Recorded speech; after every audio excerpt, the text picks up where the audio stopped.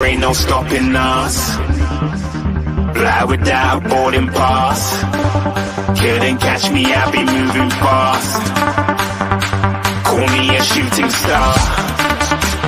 Let 'em know who you are. Flying up in a bar. Wish on a star. Time to show 'em who's in charge. Call me a shooting star.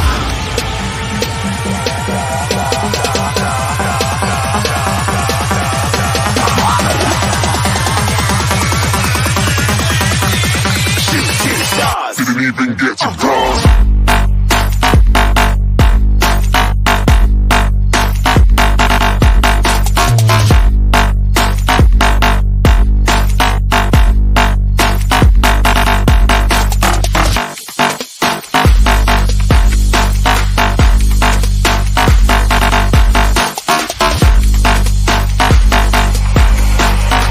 I said I'm moving too far.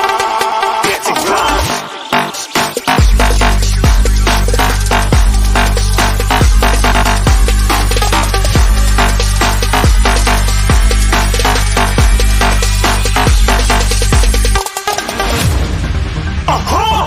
Looking at a shooting star. Got more than a couple of people going mad. I swear they're rooting hard.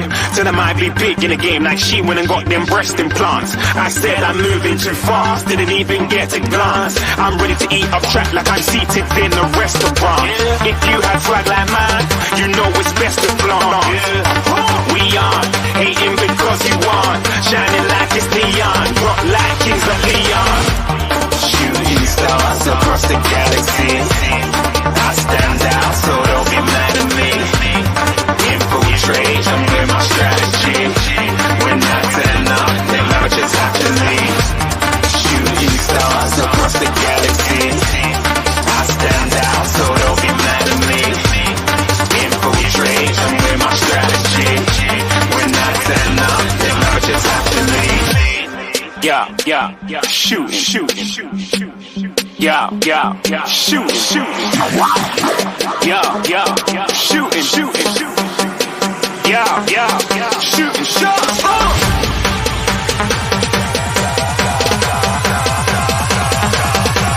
Shooting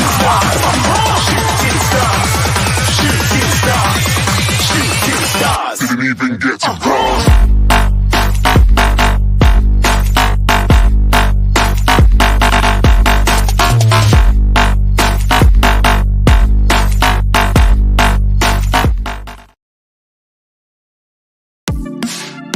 The first game we look for, Robbie. Tottenham away. When we got Tottenham away?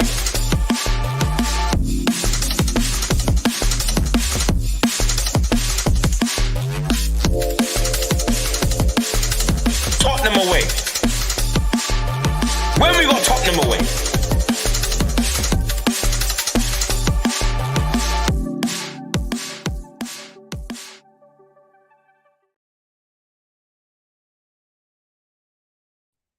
Good morning, everyone. How are you doing? Welcome to the show. It's another morning of drama and the roller coaster that is Tottenham Hotspur Football Club. Good to be back. Let's quickly say hello to everyone in the comments. Who have we got here this morning? Do you know what? I was thinking about this. Sometimes people say, "Oh, Stelios, do you ever sleep? Stelios, you're always streaming." And then I ask myself, how would you know that unless you're always in the comments? You always watch. You're always in the audience. Do you ever sleep? How much YouTube do you watch? And I think we're all crazy. Anyway, it's Friday.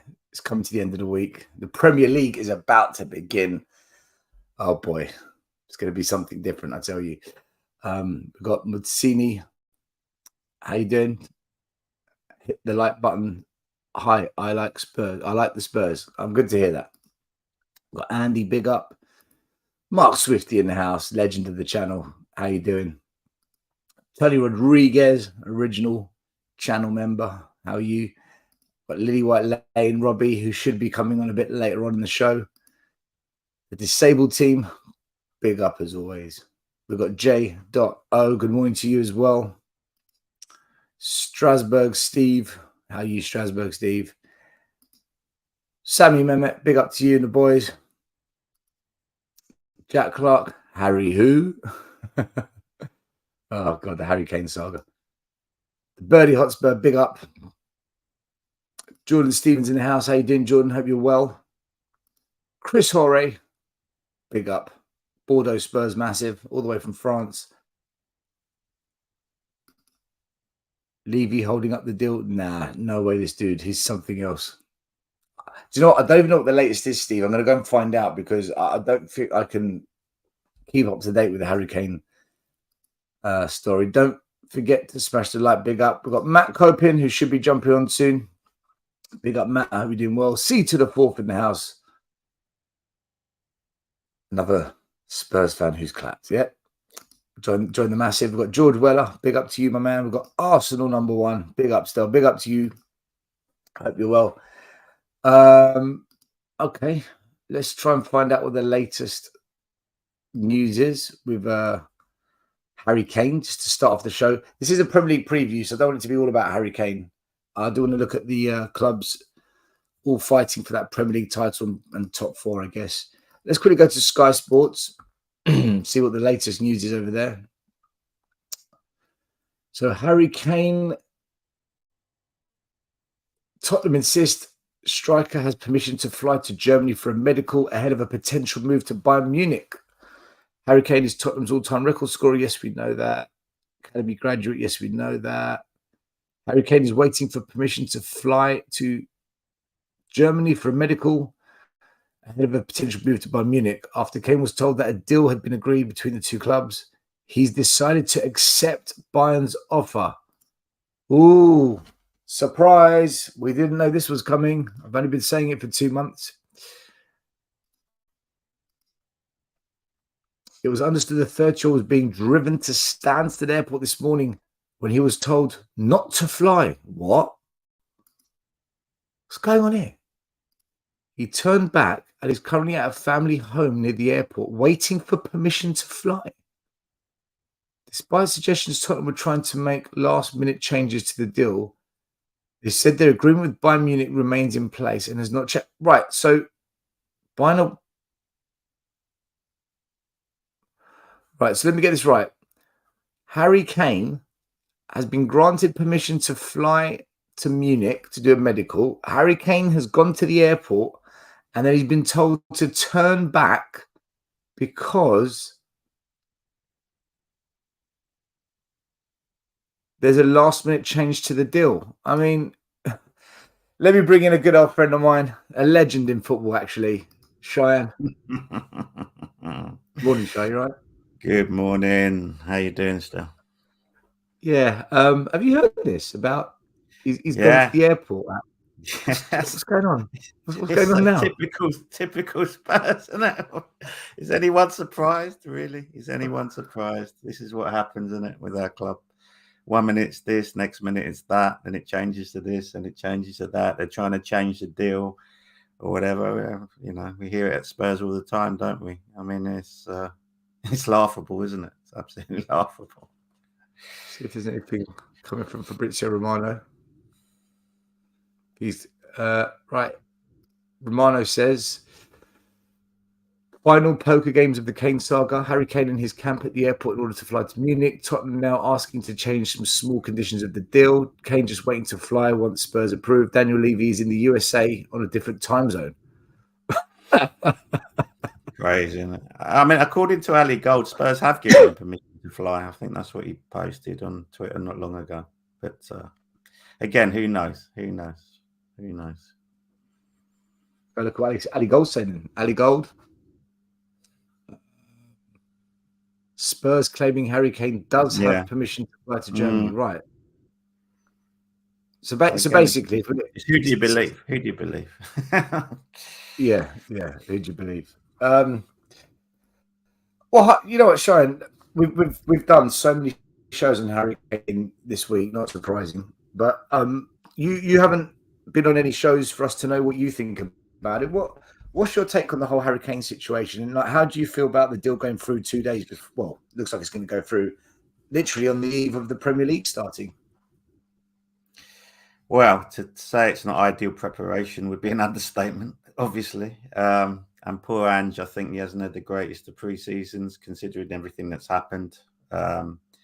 Listen, this is something that we all knew was going to happen or could happen. You know, yeah, good to see you too, Mark. Or catch you and listen to you anyway. Yeah, it's in my opinion and my thoughts, I kind of felt that it was going to happen at some point. It feels bad. It feels bad at the moment. I'm not going to lie. It does feel bad.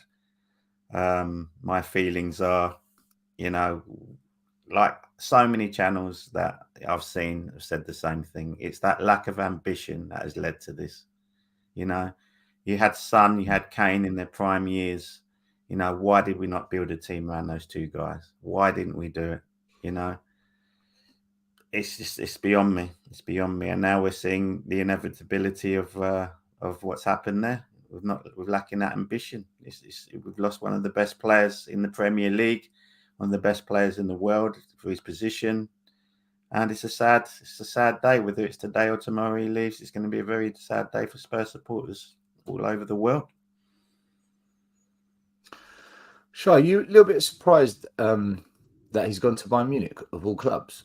Yeah, I am. I mean, especially when you think back to comments he made about, you know, or alleged comments he made about not wanting to leave the Premier League, staying in England. But then again, from a Spurs point of view and a Levy point of view, clearly they didn't want him to go to another Premier League club, and accepting this deal with the money involved and sending him abroad, that is probably the priority for Levy and Spurs, I guess, not letting him go to another Premier League club, because that would have been the option come the end of this season coming. He would have had that choice. So I'm guessing that's had a lot to do with it, I think. But but in Bayern Munich, it's a bit of a surprise, to be honest. Listen, they are a top club. There's no two ways about it. And that's going to give them an added bonus in trying to win the Champions League. There's no two ways about that.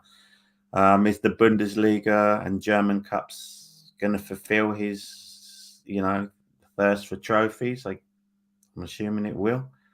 But yeah, I mean, I think most people would, if it was a Real Madrid or something, you'd probably say be more thing to it. But yeah, Bayern Munich's a bit of an oddish one. But they are a top club. Let's get that straight. The Bundesliga might not be the strongest league, but they are a top club. Let's get that.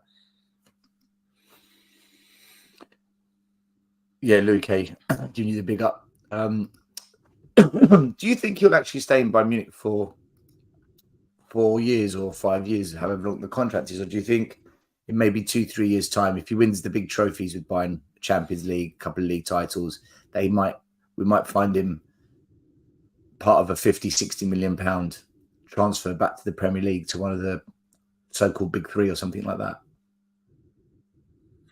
Yeah, that wouldn't surprise me. Still, it wouldn't surprise me in the slightest. I mean, at the end of the day, I'm still in the back of his head. He probably wants to chase that Premier League record. So if he did win it all at Bayern Munich, then you'd kind of think that would definitely be a possibility. You know, if he's won the trophies, if he feels satisfied in winning silverware at Bayern Munich, and he's got a chance to still take that Premier League record, then yeah, you could definitely see that happening without a doubt.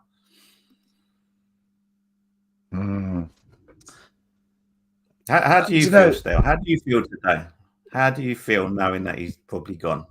What's your take? Yeah, Iggy asked me the same question yesterday afternoon on the show, and by the way, I just saw Iggy's video, and the guy looks broken, man. Poor Iggy, I felt for him watching that video this morning. I really felt for him. I haven't seen anything this morning. Broken man, honestly. Yeah. His whole demeanour said everything to me. Yeah, you know, I think there's going to be a lot of Spurs fans like that. The thing is, Cheyenne, for me, and I know this sounds a bit weird, I'm not bothered, because I'm bothered in the sense of I want Spurs to win and I want us to build with our best players. But when he tried to move to Man City, I said he's going to try and leave the club, and no one believed me. And then when it happened, I said he's gone. And then clearly he stayed because the move was blocked or however it panned out. And a few people at the time said, "We told you he's staying. We told you he's staying." And then he down tools under Nuno. And I said to fans, he doesn't want to be here. Like Harry Kane, he'll be a professional. He'll always be a professional, but he doesn't want to be here. And then I always felt the day that we sacked Mourinho before that cup final, Harry Kane wanted out. That was it for him. From that day onwards, he wanted out. And then when the whole Conte thing collapsed, and last year was an absolute, I mean, what a pony season that was. Disaster. Yeah, I knew 100% he was gone in the summer. And 2 months ago, I kept saying, Levy isn't going to let him go on a free. He's going to take the money. Kane wants out. It's happening. And then now it's happened. For 2 months, I felt this is going to happen. I'm sad that he's gone because he's a brilliant football player, someone that we just always kind of depend on because of his creativity as much as his goal scoring. But I'm so fed up with the ownership, Shai. You know me. I'm fed up with this ownership so much. I have zero belief that they will ever fix the problems. I think Ange will do a good job, but he'll eventually come unstuck like every other manager does. So I'm just kind of resigned to the fact that until they're gone, I just don't see how we get what we want as fans. So I've just accepted it, Shai. I'm in acceptance of mediocrity. I get that. Yeah. I get that. I mean, again, what happens now with the Kane? It's sad. You know, what happens with that money we're going to get in? What will happen with it? Will anything happen with it? Will they actually spend it? You know, who knows? I mean, for me, you know, you're asking the question, will they spend that money? Number one. Number two, who will they spend that money on? Will they waste it? Will they buy the quality that's necessary to not replace Kane like for like? Because you're not going to do that. But, you know, are we going to get players that are going to, most importantly, fit Ange's system? You know, this is the thing. You know, we've talked, how many times have we talked about backing the manager? And this is, you know, as important as ever.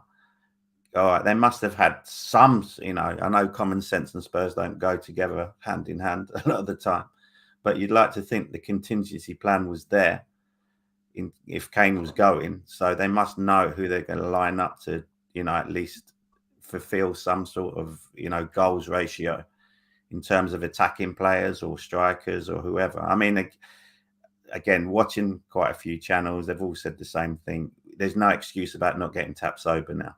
There's no excuse about it. I mean, we should have had him anyway, in my opinion. But to go out and get another top drawer centre back is going to be crucial now, I think. Because after watching the Barcelona game, I think you can still. I mean, it's not rocket science to see where we're going to concede goals this season, is it? You can blatantly see where they're going to come from. So you're going to have to do something about that. With, you know, getting another top drawer central defender into play, with the likes of Van der Ven and Romero and so forth. But there's no not to get that. If Spurs in the next week or two were to sign Gift Orban, striker, Tap sober, and let's say either a really exciting defensive-minded wing-back or another number 6, if we went and bought those 3 players in the next 2 weeks, would you feel more satisfied as a Spurs fan saying, look, he's gone, it is what it is, but we've spent the money right. I can accept the situation now. Yeah, I mean, spending the money right you'll only know that when the players turn up and produce, isn't it? Let's be honest. You only know you've spent the money right when players turn up and actually do the business. So that you can only tell after that, really. But yeah, I mean, from what you initially said, but if we sign those 3 kind of positions, would you, as a fan, would you say, I'm okay whether we like it or not, we have to move on from Harry Kane. We've got no choice. And under what I've seen so far under Ange, I like what I see. I like what I've seen in terms of the football we play. I mean, some of the football against Barcelona we played the other night was so enjoyable to watch. And how long has it been since we've enjoyed watching Spurs? How long has it been? I agree. You know, so long. So at the very least, 4 years. At the very least, we're going to see better football still. You know, and if Ange gets the players that he wants to fit his system with the money, with the Kane money, then you'd like to be a bit hopeful for this season. I mean, I don't think I'm in the camp that Spurs will end up in the bottom half because Kane's leaving. I don't think I'm in that camp. I still think we'll finish top half. I mean, for me personally, I want to see an improvement this season on last season. I want to see us come above 8th position. That's what that's my minimum requirement. So, I'm not thinking about top 4. I'm thinking about getting a higher position than we did last year and progressing on that. Under a new philosophy of football.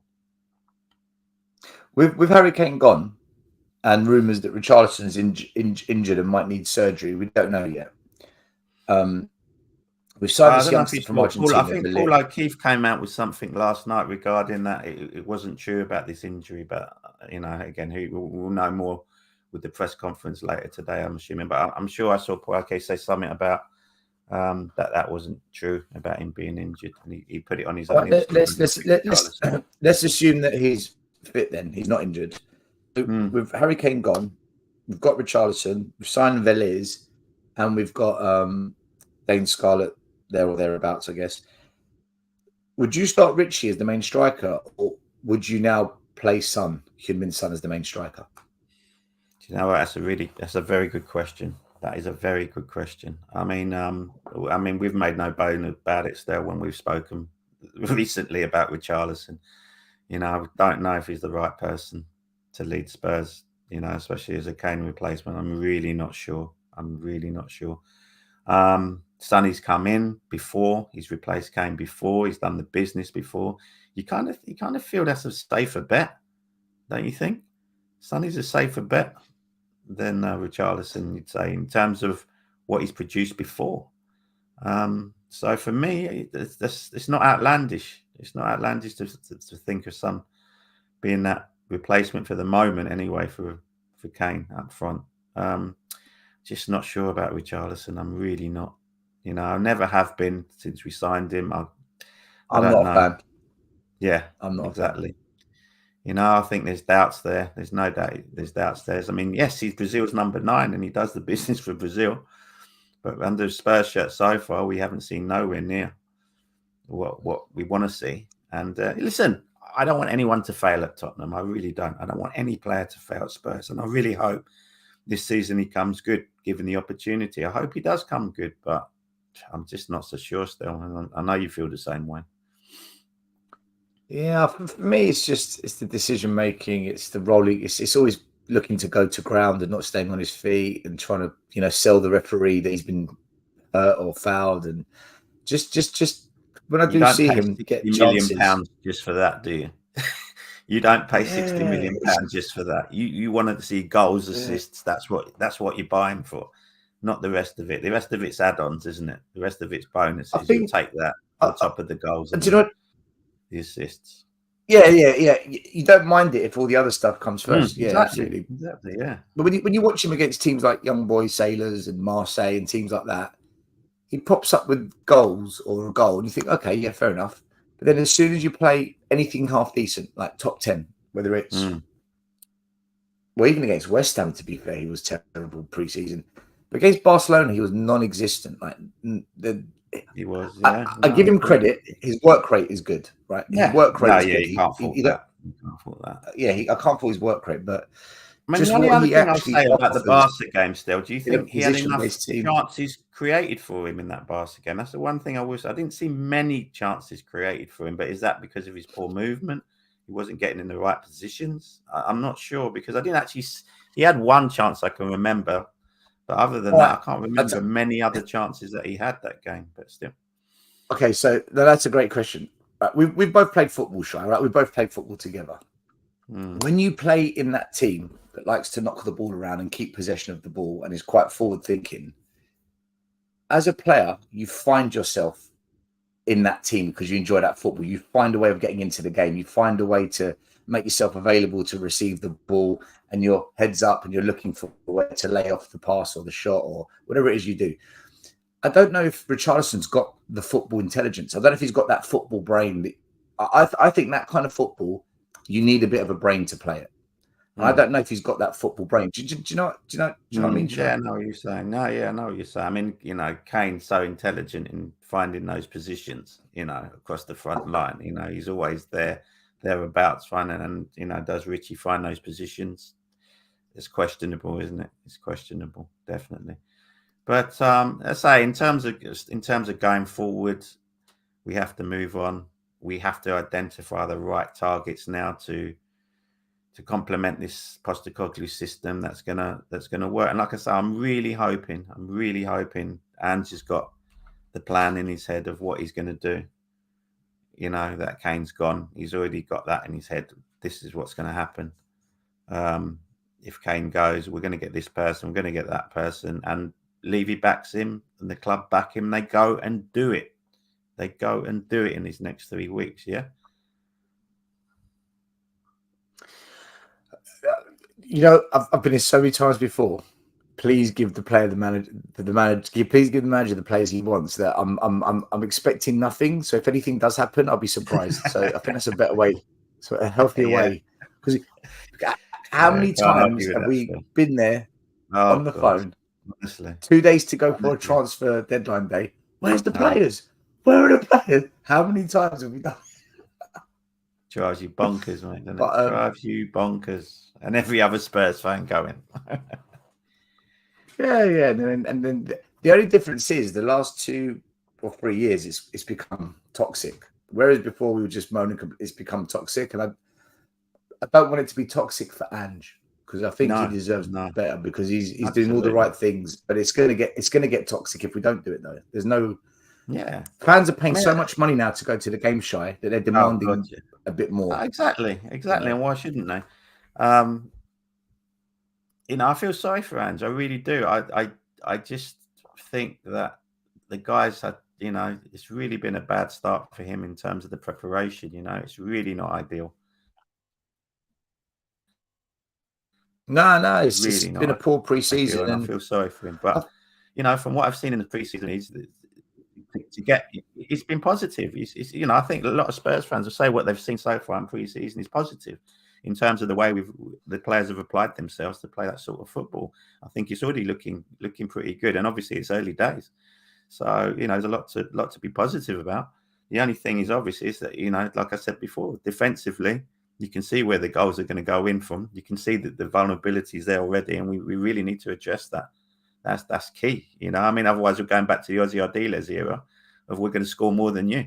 It's going to literally be the 5-4 games and stuff like 5-3, 6-2. Yeah, exactly. Exciting, though. Better than what we've been watching for 3-4 years. But yeah, it won't be 1-0 up in defence. I've just got another guest here, friend of mine, Matthew. How you doing, Matthew? You okay? Bit of a delay. Matt, can you hear me? Yeah, can you hear me? Yeah. Mm-hmm. Yeah, there's a little bit of a delay. How you doing? But yeah, you okay? How you doing, Matthew? You all right? Yeah, I'm all right. Yeah. Good. How are you?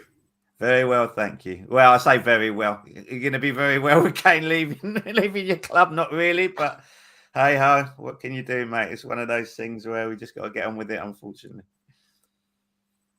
Sadly we have. It's I think we kind of knew it was coming, but just a silly 1% of me thought, just on the eve of the season starting, maybe he'll hang on, but yeah. Matthew, don't you think it's disappointing in the fact that Postecoglou's just turned up and he's going to play this style of football, and you think, do you know what? He'll probably score more goals than last season in this system. I mean, I've got to be honest. I was happy to be there last Sunday, to be there at his last game and see him banging 4 goals. At least I was there. I can say that, you know. But yeah, under this system, under Postecoglou, you kind of thought, you know what, he's going to bang in goals for fun in this system. And I really hoped he'd stay for that reason. But yeah, I think in hindsight, the disastrous decision to sack Pochettino, had we have appointed a Postecoglou after Pochettino, yes, you know, the momentum would have continued, the style of play would have continued. But we've had this horrible 4 years, you know, Jose, Nuno, Conte. So we're literally going back to 2016 football. So yeah, we've wasted 4 years, in my opinion. We've just wasted money. players, and it's just a crying shame that I was born in London, in Edmonton, and moved to Birmingham. Where my parents are at the moment. That's where my parents live, in Edmonton. Oh, okay, yeah. So yeah, just by Church Street down there. Oh wow, okay. So yeah, I was fortunate to see Glenn Hoddle, that late 70s, early 80s Tottenham teams, and to see us now with a generational talent in Harry Kane. And I just wish him all the best, putting all my personal disappointment to one side. I wish him all the best. I think he's been an unbelievable talent, and just wish him all the best and hope he does really well. I mean, talking about that 4 years, I just saw someone on Twitter put in the last 4 years: sack Poch, hired Jose, sacked Jose, hired Mason, hired Nuno, sacked Nuno, hired Conte, sacked Conte, appointed Stellini, sacked Stellini, hired Mason, hired Ange, sold Kane. The end. That just says it all. Where's the happy ending? Oh, I hope there's. Well, can you see any hope for a happy ending? Can you see it? Matt, I'd love to see you though. Yeah, how you doing, Robbie? doing all right. Yeah, Robbie, very well. You're looking well, my friend. Cheers, mate. Matt, you said that you watched Glenn Hoddle late 70s, early 80s and whatnot. Fast forward now, what you're not impressed with Eric Dyer and Ben Davies and that caliber of player? No. And do you know, I've been going back through. I've got old programs and I've been going back through, and we used to break the transfer record. Even when we had Liverpool and these sides that were winning leagues, we were still making record transfers of signing players. If you look at the Steve Archibald signing, even going back further than that, and you look at the ownership model of this football club now, and where is the money going? Where is all that revenue? You look at Liverpool now. Look what Liverpool are doing. They don't have our income. They don't have our revenue. Why do they seem to make the signings? They address the midfield, and that kind of caught them on the hop. No one predicted Henderson and the Saudi Arabia kind of buying all their midfield players, but within a calendar month, they fixed their problem. We have known last season we needed central defenders. We knew last season. It just seems to be this long, drawn-out, pathetic bids, and it's just a horror-run football club. The actual concerts, if we were following the playing staff like the concert, but we book Red Hot Chili Peppers concerts, but on the staff, it's kind of like a distraction. We sign players because we've got to. There never seems to be a concerted surge to say, we want trophies, and these are the players that we're going to go after. You don't make all your signings. I'm not expecting us to win on every bid that we make, but at least try. Lack of ambition. I think the words are. Let me I want to come to Robbie quickly. Robbie, you're younger. Oh, Stel. You're a young what? What's the end of the sentence? I'm sure he was going to be positive, Rob. I'm sure he was going to be positive. Come, Robbie, tell us, mate. What's your feelings? What's your feelings on this today? Honestly, I mean, look, I was speaking to my dad about it. I think people from an older generation maybe can take it better. Maybe it's worse because they've seen more success, but yeah, this is the first sort of player I've seen where he's a top player and he's left Spurs. See, people older than me have witnessed Gareth Bale. I was alive when that happened, but I wasn't interested enough. So this is the first real time I've seen our best player leave Spurs, and it really hurts. It hurts that, again, our best player is left because they've got ambition that the ownership doesn't. Just like what happened with Gareth Bale and all these top players who end up leaving this football club. But what hurts even more is, okay, Kane's leaving, but the fact he's almost committed 10 years at this football club, and he hasn't won anything. He's got nothing really to show for it. Okay, he's got the all-time top goal scoring record for Tottenham, but he's got nothing really to show for it trophy-wise, and that's going. That's absolutely going. But it's upsetting. It's the right decision to sell him right now based on the position we're in. I think it'd be silly to keep him for another year if he's not signing a new contract. But the reason we're in that position, in my opinion, I think he's been let down like so many other top players, like the ownership. Those are my thoughts and opinions on it. I think a lot of the younger fans are going to be really upset by this because, don't get me wrong, we've had some quality players like Modric, Berbatov, really, really top class players that we've watched for 3 years and they've left. But Harry Kane's been here for so long, he's almost become the club. And for a lot of younger fans grown up watching him, it's literally like losing your Glenn Hoddle, like losing your Jimmy Greaves, losing your absolute godlike legend. So, yeah, I think a lot of fans are going to wake up really upset, which is sad. It shouldn't be like that. But are you guys all right to just go through the top 6 clubs and just look at what we think of them this season? Because I do want to do like a bit of a Premier League preview. We'll look at Spurs as well, okay? If you guys are all right for it. Yeah. What I'll do is I'll just start from who finished first last season and work our way down. We'll somehow put Spurs in there because I know we came 8th. But I want well, I'll remove Aston Villa and Brighton and put us in. I want to look at the players that have come in, the players that have gone out, and what we think of them. So I'll start with Man City. Let's bring up the transfer details. So Man City this summer, Riyad Mahrez, Gundogan, Mendy have left the club. They're the big names that have left the club. So some real heavyweights there, Mahrez and Gundogan especially. They've brought in Guardiola, the centre-back, Kovacic, midfield, and then 2 youngsters. So really it's Guardiola and Kovacic. Do you think Man City have improved, stayed the same, weaker? What do you make of what do you make of Man City going so far with that? The window hasn't shut, obviously, but before the Premier League begins, what's your take on Man City? You know, the treble-winning City. I think Gvardiol is an outstanding signing. That guy's absolute quality.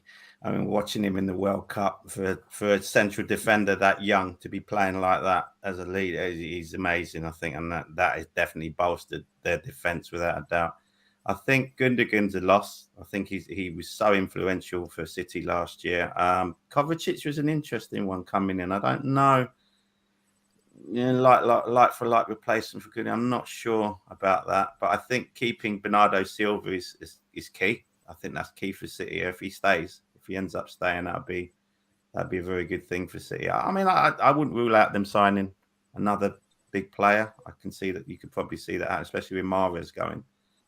I think you could probably see them signing another one. But I mean, in terms of are they weaker or are they strong? I think that they'll probably stay with the same. I don't think they're any weaker, especially with Gvardiol at the back. Imagine him and Diaz at the back. Jesus Christ, honestly. it's frightening to think of them. And the fact we've lost Harry Kane when we played them. It's like, oh, dear. But no, I don't think they're any weaker. I honestly don't. I think Gvardiol is a fantastic signing for them. Sure, you say they're not any weaker. How are they going to replace the goals and the creativity that Gundogan and Mahrez gave them? And they've got so much talent across the pitch, though, haven't they? They've got so much talent in depth. You know, you look at Foden, you look at De Bruyne, you look at, like I said, they could still bring in another, I think. They're not. They've got Jack Grealish as well. Exactly, Jack Grealish as well. I don't think they're any weaker. I mean, Mahrez in the end turned out to be a bit part player, didn't he, really? I mean, he came on, he made impacts every now and again, but the bottom line is, you know, the others were doing the business.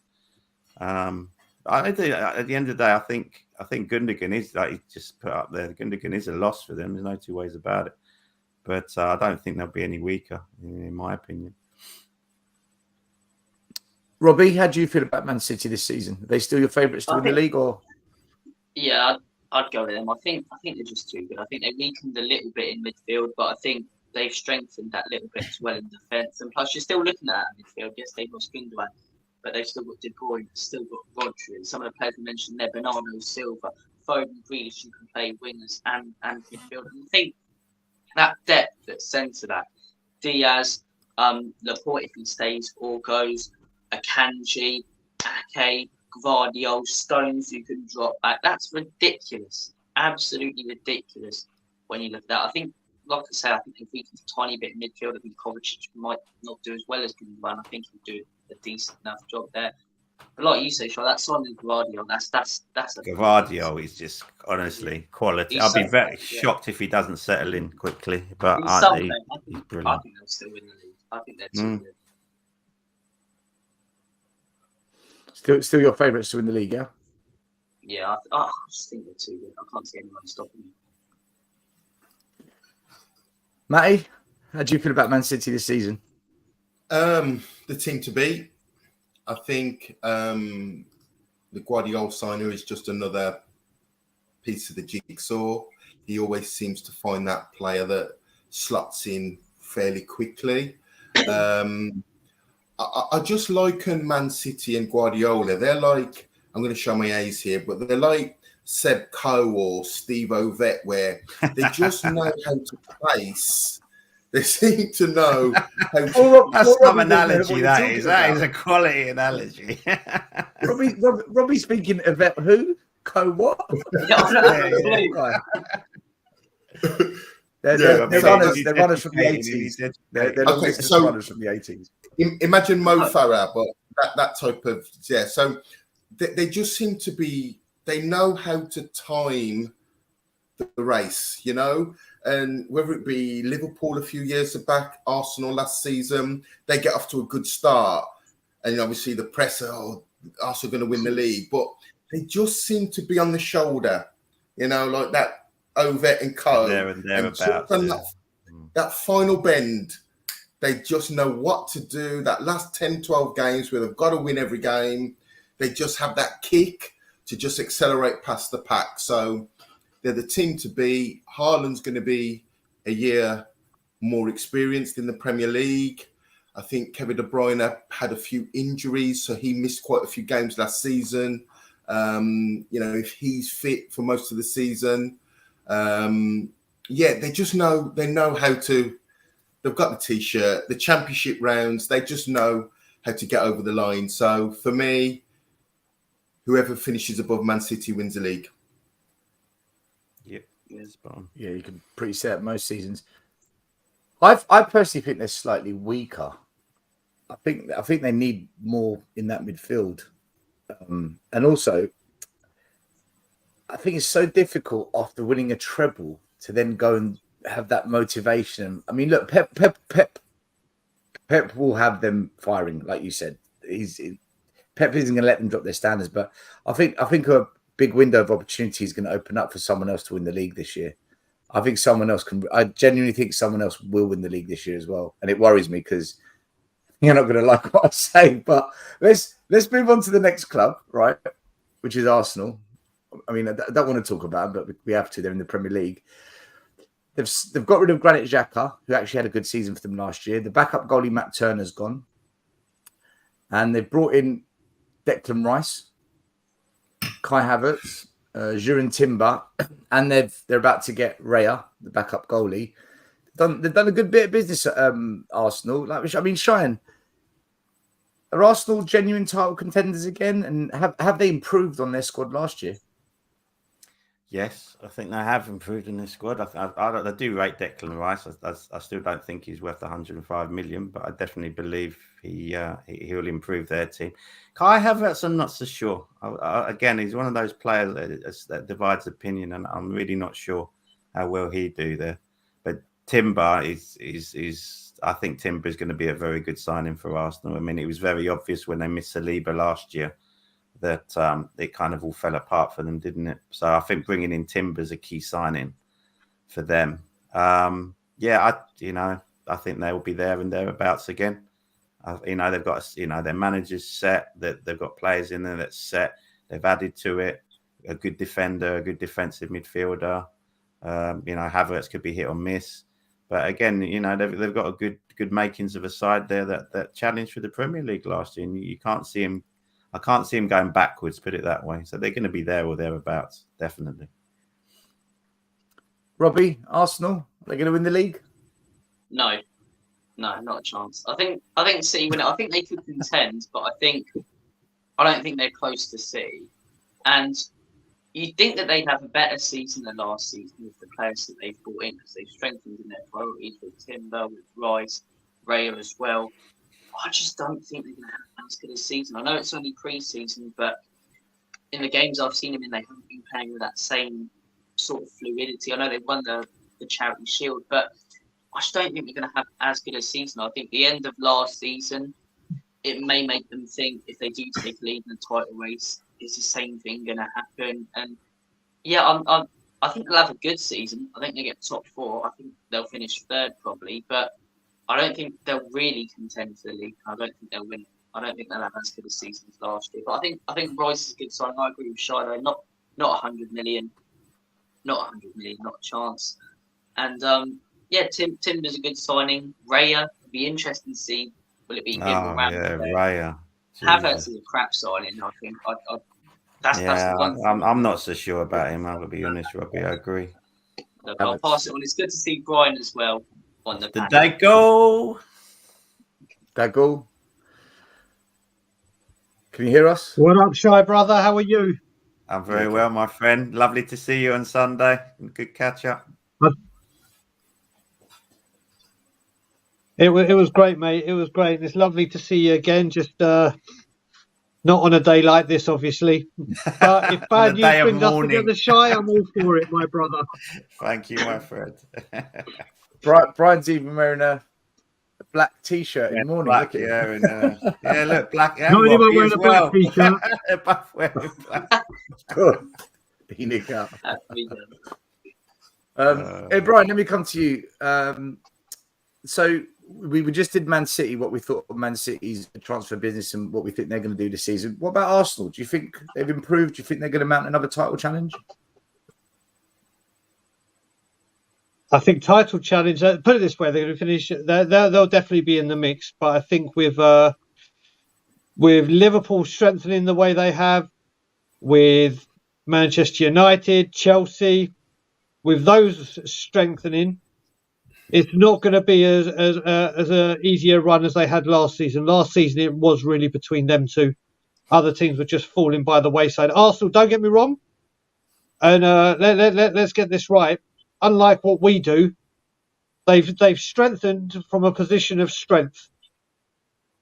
Is what Arsenal have done and what big clubs do. And they've gone about. I mean, Declan Rice, whether they got overpaid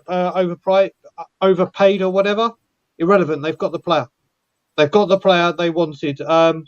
Timber, like Shai was saying, Timber is a fantastic signing. Either at centre back or right back, he's going to be another one. He really is. I mean, Danny was talking about wanting him the season before. When Man U got Martinez, he was saying Timber's the better one of the two. So God knows how good this Timber's going to be in the Premier League. Arsenal have done smart business. And remember, this is money they spent, big money, with years and years of no Champions League money. Well, Brian, so I think Arsenal will be there. If you look at this, they've spent 231 million euros. They've only sold 33 million euros of players. So they've got a net spend of 200 million euros this summer so far. Net spend. So a lot of money without selling players. Yeah, and I'll tell you what is good for all the accountants and people that go, we're run brilliantly and financially with the Harry Kane sale going through. Our net spend is down to about £10 million.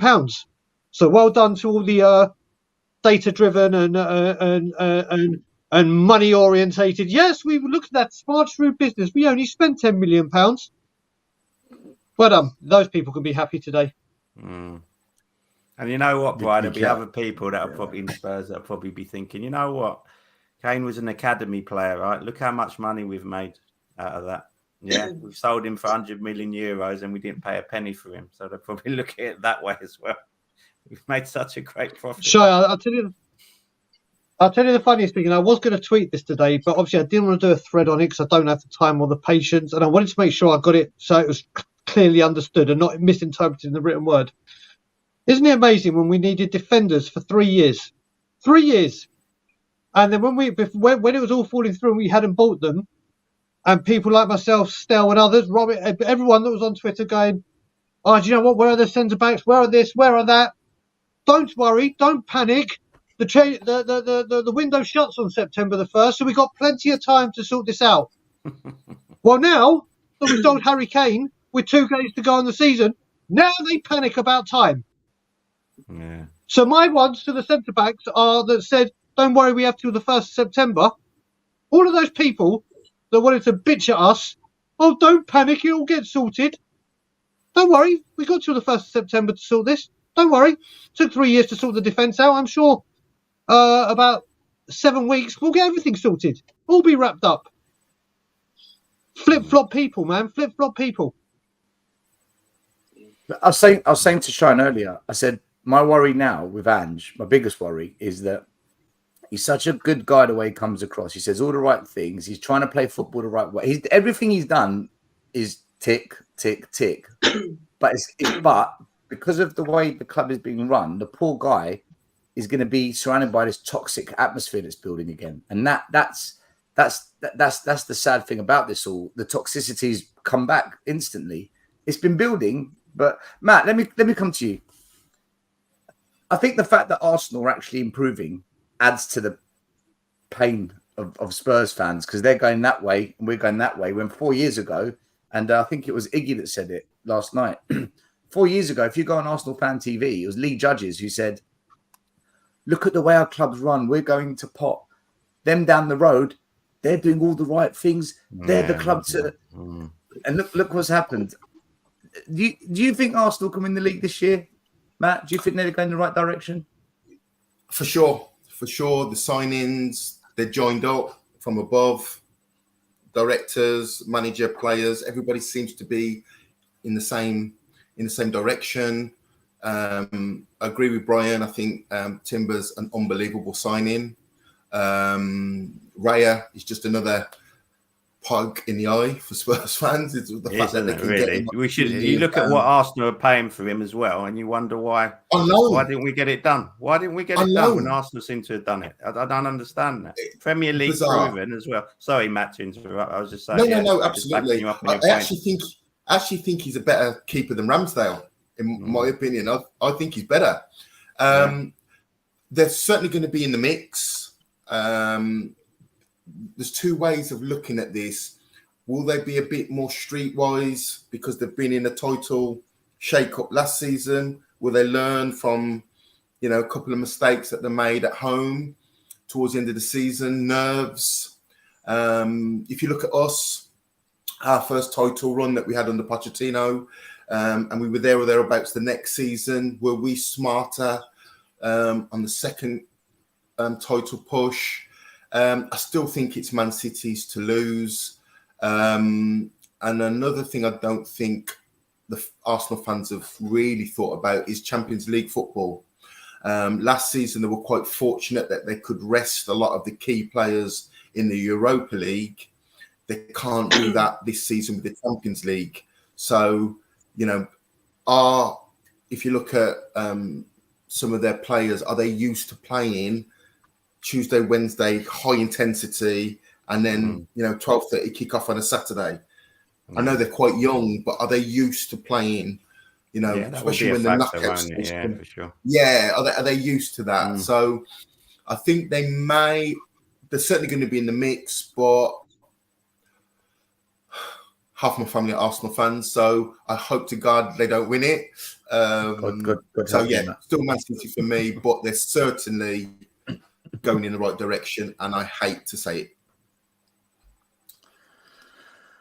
Well, you're gonna absolutely hate me because as it stands now, I think Arsenal will win in the league. I think they're going to do it. Get off the screens there. Just take yourself yeah. off. See you later, guys. Try to take over, mate. Brian, I'll take over. And there you go. With a flourish, he's gone. I just. Do you know what it is for me? when they got going last season, the way But they that, you know what, that's typical. Say he says he's going to go, and then he's back within seconds, Yeah, and now he can't even load into his own stream. I can't help it. I can't help it. I love it. He can't even log back into his own. Do you know what it is for me? Shall I tell you what it is for me? I think Man City will have a bit of a dip this season, not because they're rubbish, but because no team's ever won a treble, then the next season done a double or won another treble. There'll be a slight dip. It's hard to stay at that insanely good level. And I think Gundogan's a massive, massive loss for them. I don't think they've replaced him. But Arsenal have done what we should have done when we came second. When we came second in the league, we didn't address those last bits, whereas they've gone and got themselves backup in case Gabriel or Saliba gets injured. Good backup. If Partey gets injured, no problem. We've got Declan Rice. They've kept Partey when everyone said he was going to leave. So they've got good players in that midfield. They've got themselves Kai Havertz. Yeah, I agree with you guys. I'm not sure about that one. Let's see. That's a weird one. The goalie, they've got great backup for the goalie. Yeah, their backup's better than our starter. Their backup is better than our starter. And I just look at them as a team, and I think the only thing I think they might be missing is just an out-and-out goal scorer. But if Balogun hits the ground running this year for them, or if Nketiah can get some more goals, I don't know. Honestly, for me, I'm so worried this year. I think they've kicked on, and I think they might just do it. Listen, I hope you guys are right and City do it, or Liverpool comes along and does it or something. But I think they've done all the right things that we didn't, and I think they're going to. Oh man, yeah. Anyway, let's go to the next team. Move on. Come on, move on. We've just lost 72 subscribers. Rapidly decreasing. Yeah. Thanks, Steve. Yeah. I think yeah, sorry about that. Man United, they came third last year. They got to a cup final. They beat Arsenal pre-season, funnily enough. And anyway, they've signed Rasmus Højlund, who's supposed to be the next big thing, centre forward, but he's injured now. He's got an injury, and they're now in the market for another striker because they've let Wardhouse go. They've bought Mason Mount. I mean, that's an interesting one. They've got Onana, so that addresses the goalie issue that they've had.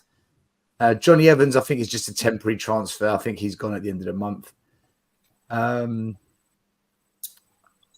No, sorry. Yeah. So, yeah. And then players left. Elanga's gone. Tellez, De Gea, he's clubless. Phil Jones. Stabiliza, who was on loan, he's gone. Walkout. Weghorst, who was the backup striker, he's now gone as well. Shai, what do you think of Man United? Could they have they improved, or are they still lacking up front? I mean, what do you make of it? Well, I think obviously they've paid a lot of money for this boy. And listen, I've got to be honest, I haven't seen much of him. It's only hearsay. I mean, obviously, I hear he's talented. Ericsson said that, but he's young and he's unproven, obviously, in the Premier League. So is it a risk? I mean, any transfer is a risk. You never know how they're going to turn out, regardless whether they're well known or not. But I mean, that 20-year-old, 75 million, and you're relying on him to bang the goals in. Not so sure. Mason Mount, it could be a decent signing for them. I think Onana's obviously a proven keeper, even though he got lobbed from the halfway line the other day, I believe. But I don't know. I don't know if they've improved United, if I'm honest with you. I think they need more. I mean, they've got, with the manager, he set his system up. He's been there. He knows what's going on. I think, again, they'll be up there. I think they'll be around winning the league. I can't see it. I can't see United winning the league. I just can't. But again, they'll be there or thereabouts. And I think they probably need a bit more. I mean, they could be losing Harry Maguire. I mean, God forbid for them, That's a massive blow, losing Harry Maguire. Let's be honest. That makes them title favourites if they sell him. Harry Maguire, my God. Robbie, what about you? What do you think of Man United next season? I think they'll struggle a little bit. I think that Wednesday, Sunday, Champions League weekend, I think they'll struggle a little bit with that. I don't think they've strengthened too well. And the signings they've made, I don't really rate them. Højlund, I'm not too sure about. I can't say it and waffle on like some people do that. Oh, I know this player, he's done this, that. I've barely seen the guy. I don't really watch Serie A too much. maybe he comes into the Premier and does well, but like Shai says, he's Premier League unproven. I think Onana, he's a good shot stopper, and sometimes when he comes out as a sweeper keeper, it works, but he has made a fair few mistakes coming out of this goal, which is bound to happen. And I think he could do that at United. Mount, I'm not a huge fan of Mount. I think he's a little bit overrated. I don't know, United. I just think they're going to struggle. I think there's teams that are a lot better than them. I think, obviously, we'll get onto them soon, but I think Chelsea and Liverpool will have better seasons than United. I don't think they'll get top 4. I think they'll really struggle this season. And I think it'll be the shock because everyone's predicting them to get top 4, maybe challenge in the next few years. But yeah, I'm not a huge fan of the business they've done. I'm not a huge fan. I can see that. What do you make of Mason Mount, guys?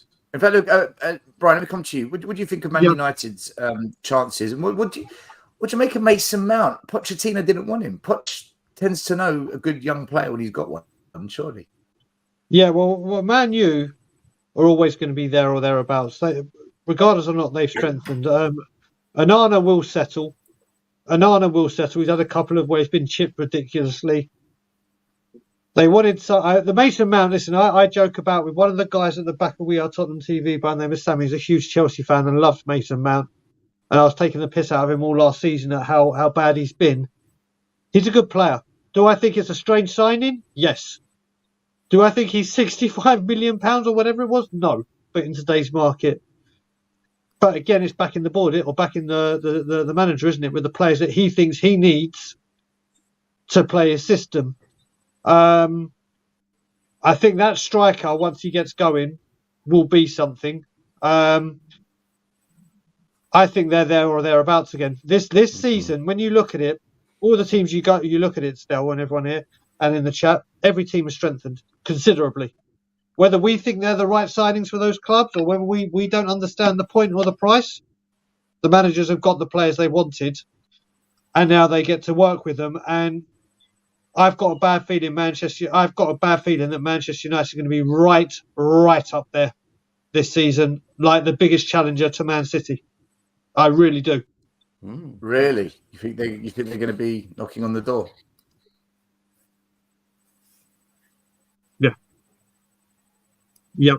I think, in all honesty, the three I think it's Man City, United, and Liverpool. Those big hitters are going to be unstoppable this season. Matty, what do you think of Man United? Do you think they've done enough business?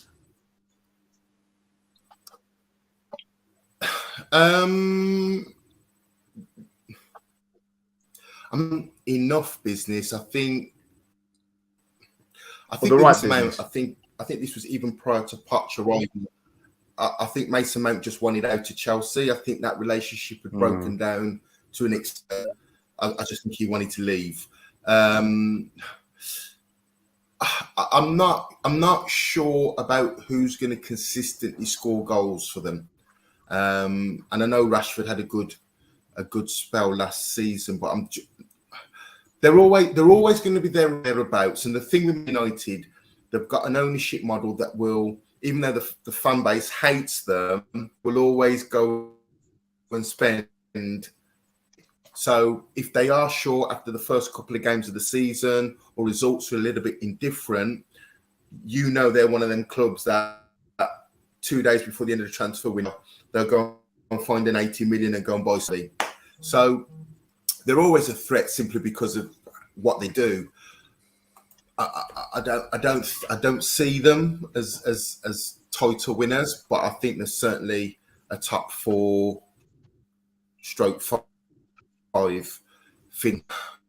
central defence, injuries in the central defence area, so I'm not sure if they can keep Varane fit. Eriksen seemed to go off the boil a little bit in the middle of the park, so if they get that Amrabat, that thickens up the midfield with Casemiro. I'm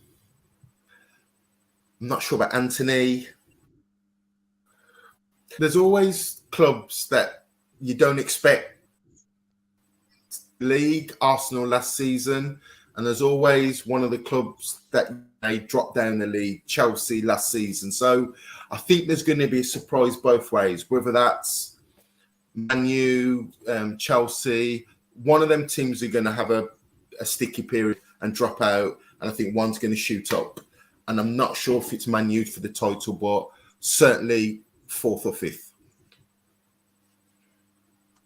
Yeah, I think Man U will be top 4 this season. But only just. Last season, Europa Cup cost them. They picked up injuries and then it stifled their season, but they still managed to claw their way into 3rd. So I think with Champions League, it's going to be a bit of the same. Without an elite striker, I don't think Man United can genuinely challenge. They don't have the firepower. Rashford had a great season last year. That's not concerned. I'm actually surprised they didn't come in with an 80, 90 million pound bid for Harry Kane. I really thought Man United would come into the mix and Bayern said, we'll take him. And I think Harry Kane might have gone to Man United over. Would have, but he wouldn't go. Levy wouldn't lend him. I was going to say, Levy, no way. Yeah. No way. But yeah, I think top 4 at best. Newcastle United, they came 4th last season. Do you know what? They've signed some good players at Newcastle. Tonali's a quality player from AC Milan. He really is. So that's a great signing. Harvey Barnes, a player that a lot of Spurs fans wanted. I would have loved Harvey Barnes at Spurs. I mean, that's quality young, quality wing back. Livermento from Southampton, shrewd bit of business. Minter, I don't know about, but they bought some good players so far, and then they've got rid of Saint Maximin, which I can't believe they let him go. But that Saudi league is turning a lot of heads, I guess. Chris Wood, not really a good player anyway. And the rest are just fringe players. So, Newcastle, they're in the Champions League this year, which they haven't had God knows how long, probably 20 odd years. They came 4th. They're going to want to look to push up the table. The one thing we know about Newcastle is if they need a player or two, they've got the money. So, what's your thoughts on Newcastle? The first thing that springs to mind is exactly what Matthew said about Arsenal in terms of dealing with that Champions League on top of the league is going to be something new for them to deal with. So I think that's going to play a part. I think their signings since they've been taken over have been very astute. I think they've brought in players, not exactly your world beaters, but they've brought in players that have suited the system that Eddie Howe has made. And they've worked out. I think, again, Tonali and Barnes are good signings for them. I think they'll fit in nicely. It's that second season thing, isn't it, really? Can they produce what they did last season? They've shown in one season they can be up there. Obviously, they've got the money to back them if needed, like you said. But, that second season is going to be it's going to be interesting to see if they can fulfill what they did last year.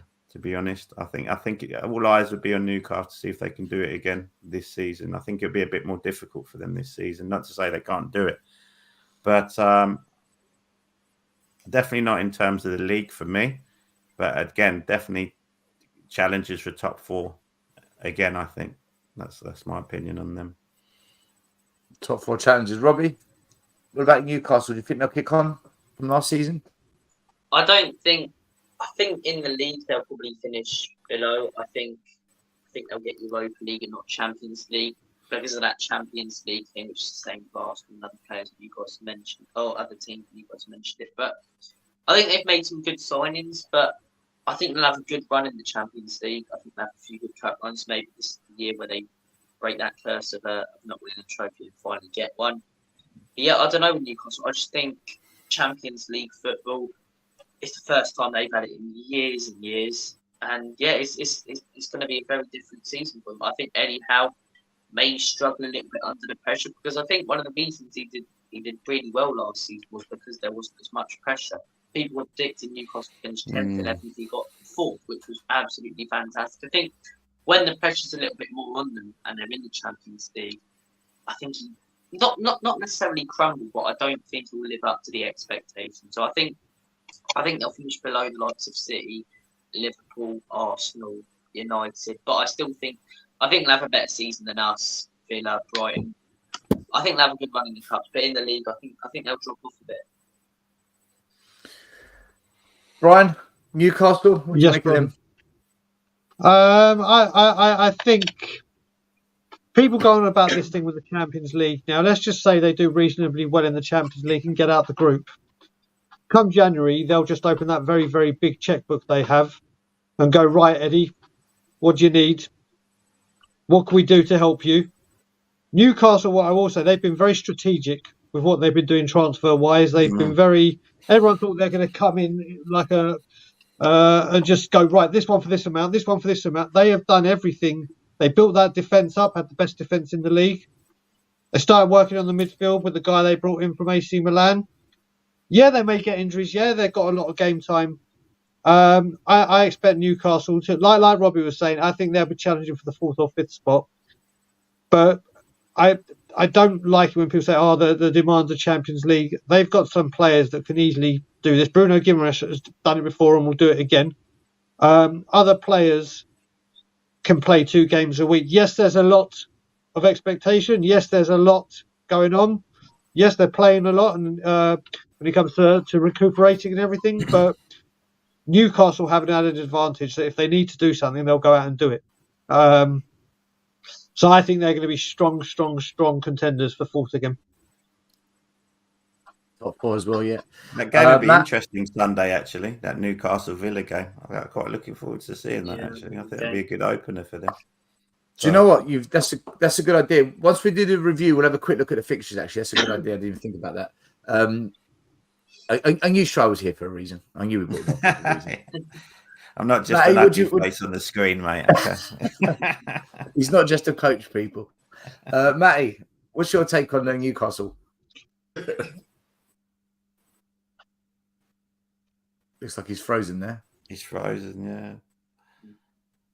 All right, I'll say my bit.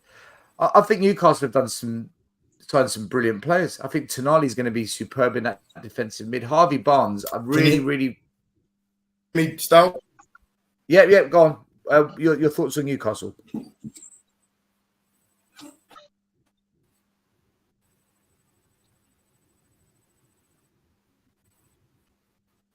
He's got it. Okay, bit of a lag.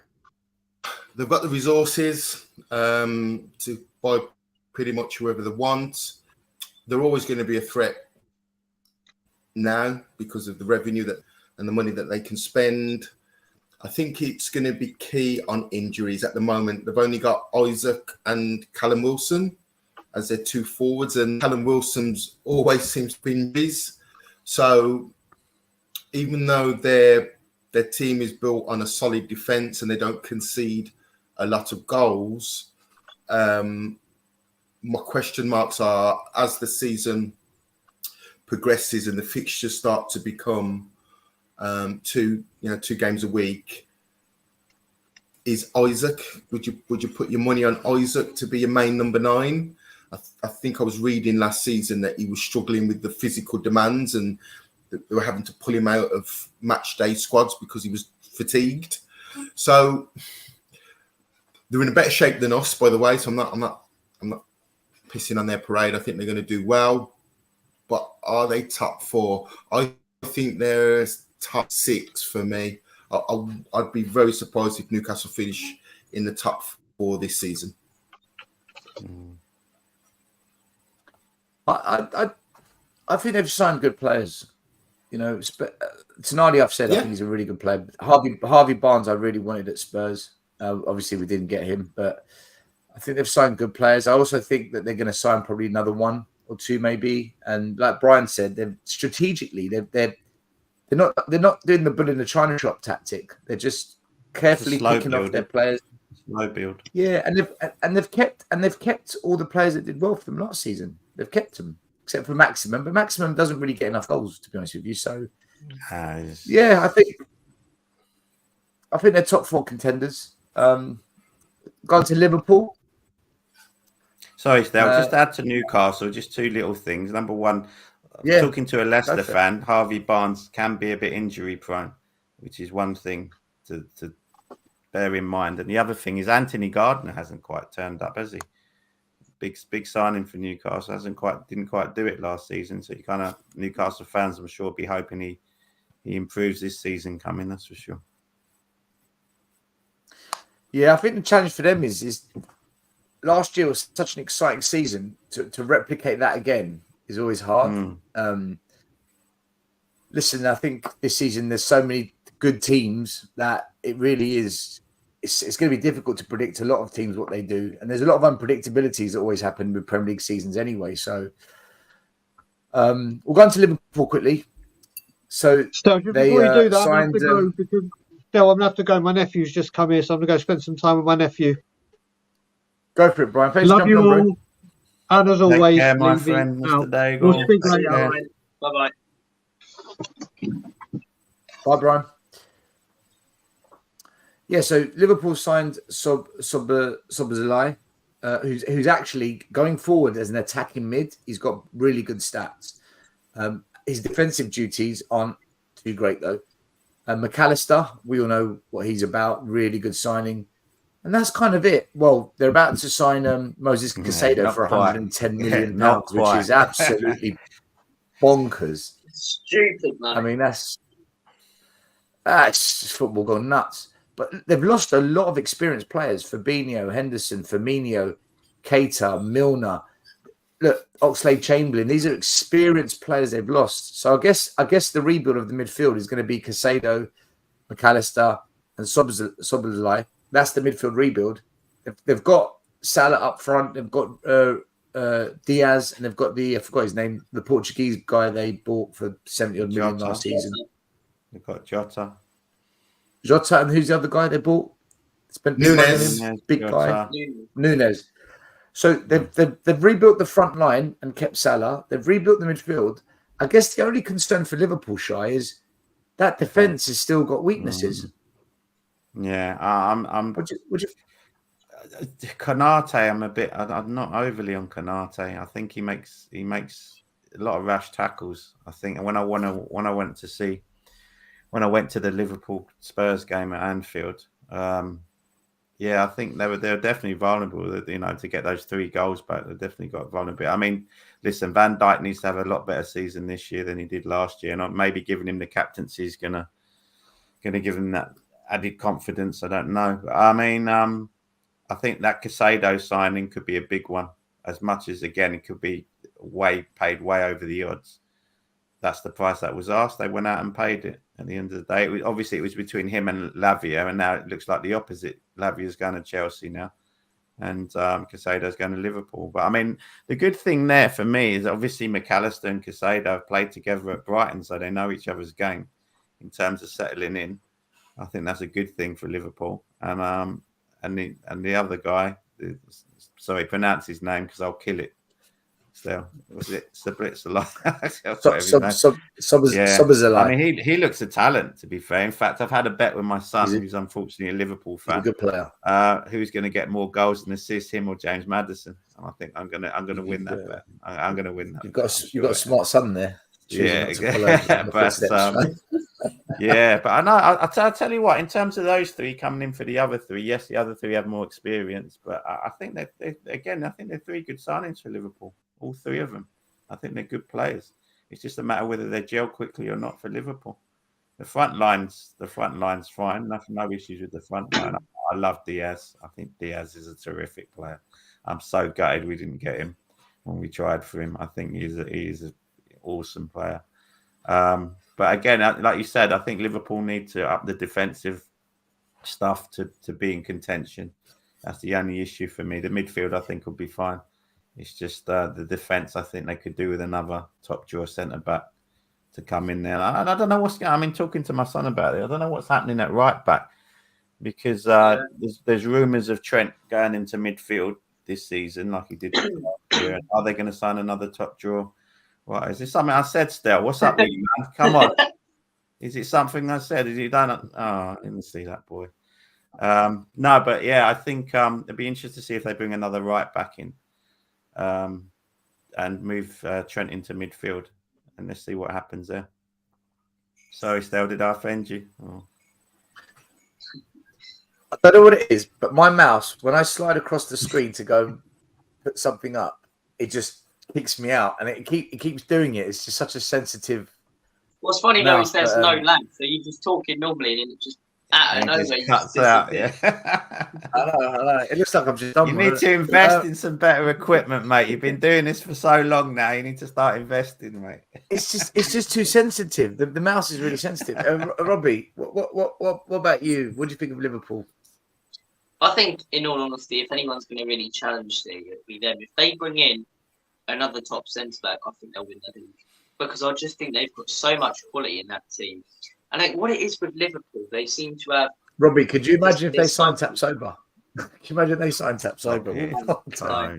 Honestly. But I think they tend to go around in this cycle where they have a season not that's poor, where they finish 4th or 5th, and in the season after they challenge for the title, 4th or 5th, and challenge for the title. I think they'll challenge City this season because I think Nunes, 15 goals last season. I think in all honesty, he's only going to get better. Mane scored 15 in his first season. I think Nunes is a really good player. Salah, still a top class player. Diaz, injured for a lot last season. He should be back fit and ready for this season. Jota's another one. That front line's quality. The midfield was their big issue last season.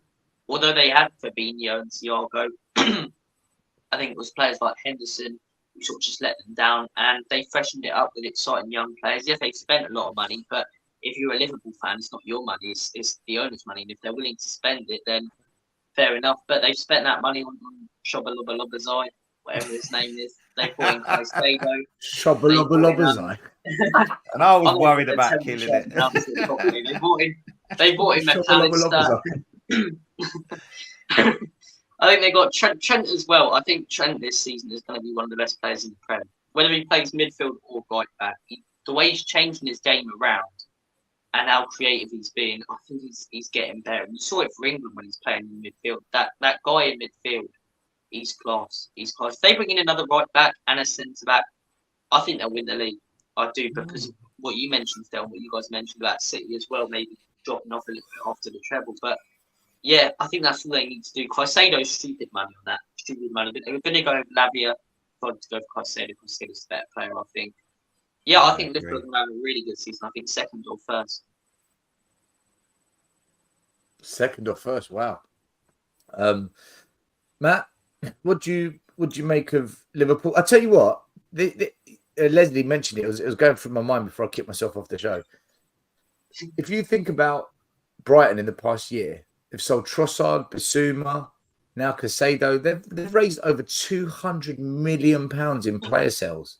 Brighton. I mean, Brighton have got a war chest, and they're good at finding players on the cheap. So their recruitment is superb.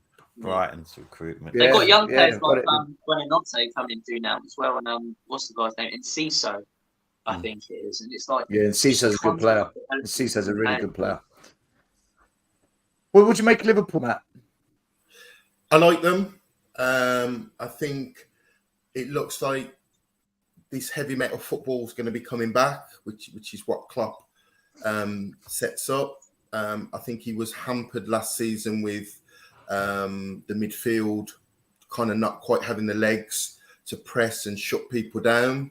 So Trent looked even more exposed because normally Henderson or whatever covers those holes that when he goes galloping up the field. So I think it's some clever recruitment with buying players that can cover those holes. I agree with everybody about the central defence. I think they were one short in that area. Yeah. I think Konate, he looks better when he's with Van Dijk, but if you put him with Gomez, or he looks a little bit, there's a penalty waiting to happen. So I think they need. Tapsoba is a great shout. And you imagine, and with Liverpool style, if they identify Tapsoba, that'll be done in 2 days. And they'll pay the money. They'll pay the money. Yeah, they don't mess about. And is 100 million too much for Caicedo? Maybe, but wouldn't it be nice for Spurs fans to sit here one day saying we overspent, but we got our man? Wouldn't that be great? Oh yeah. So I mean, I have to say that about Maddison. To be fair, Maddison, I'd have to say that about. I think we did well to get Maddison. I think so. That's the one signing I would say. I would say that on. But the other thing I was thinking about Liverpool is that at least Klopp won't moan about the way we go about our business when we play them this season, because he always moans about parking the bus when we play Liverpool. It ain't going to be like that this year, that's for sure. Yeah. Yeah, I mean, that's they're can't say normally good anything to games, us aren't this year.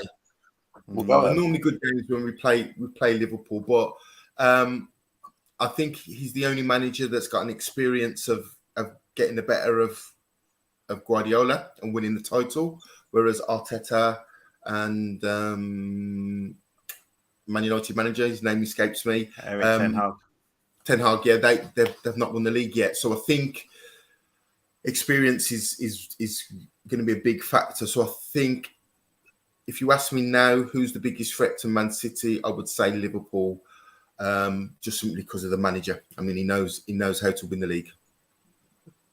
Yeah. Good shout. Both of you, good shout. I think Liverpool are going to be a bit of the same of last season in sense of I don't think they're going to be well, but I think they'll be better. I think they'll be top 4 challengers. I don't think they'll be in a title race personally. I think that defense is just so vulnerable. I think they've got a similar problem to us. Van Dijk is not the Van Dijk of old either.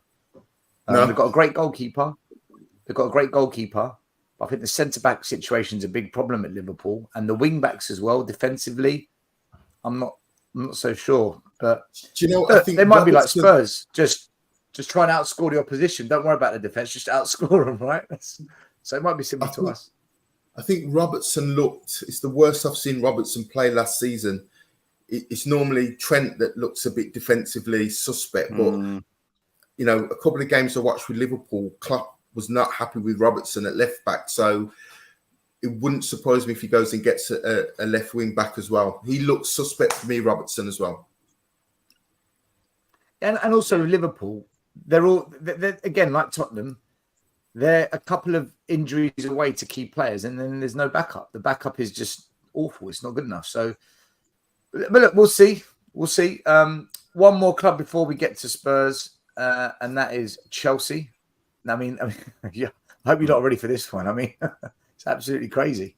But Chelsea, so they've brought in Nkunku, who's now injured, attacking midfielder. Decisive, centre-back, who's good. Nicholas Jackson, who's looked really good pre-season. Lively player. I don't know where they've got him from. I'm not going to even try and mention this player's name. I'm just going to say Leslie. They've got Leslie. And then they've got a backup goalie in Sanchez. They're also looking to buy another striker. They were in for Casado. Clearly haven't got him, so they might get Lavia now. So they're still buying players. But what's really impressive with Chelsea, and you've got to give them a bit of credit here. Kai Havertz sold him for 75 million. Mason Mount gone 64 million. Yeah. Kovacic 30 million. Koulibaly gone for 20 odd million. Pulisic gone for 20 million. Mendy gone for 18. Loftus-Cheek. So effectively, they've spent 207 million euros, but they've also sold 253 million. So they've actually done good business, Chelsea, and they've looked like they've fixed their manager situation. Look, Shy, they had a shocker last year. Chelsea were the laughing stock of the league. Surely not again. Yeah, it's hard to see them having another season like last season. I mean, unfortunately for Spurs, the only thing we could say anything about last season is we came above Chelsea. That's it. That's all we can say about last season, literally. Listen, we know what Poch is all about. The one that we don't want to name now, but we know what he's about. We know what he can do with that side, especially with money behind him, what he didn't get really at Spurs in one sense. I think there'll be a work in progress. I think Chelsea fans have been happy with what they've seen in pre-season from what I've heard. And I say that first game on Sunday is going to be very interesting. Them and Liverpool is going to be a very interesting game. I heard Nkunku's injured already though, and he's going to be out for a while. Yeah, he is. He's out. Yeah, I heard that. Yeah. I think that Santos is supposed to be fairly good. I haven't seen him play, so I don't really know too much about him. But I think, Chelsea's a work in progress. And I think, I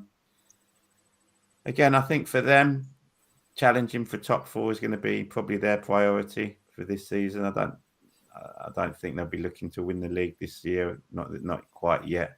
But I think top 4 will definitely be their their aspirations for this season and building a functional team under Poch. I think that's what he's going to be looking for this season. I mean, I've got to be honest. I'm glad you brought that up with the players coming in and come out, because I have no idea with the amount of signings they've had, who came in, who went out. I had no idea, because I don't know how FFP works over there. To be honest with you, I have no idea how it works at Chelsea. But I mean, looking at it now, it makes more sense.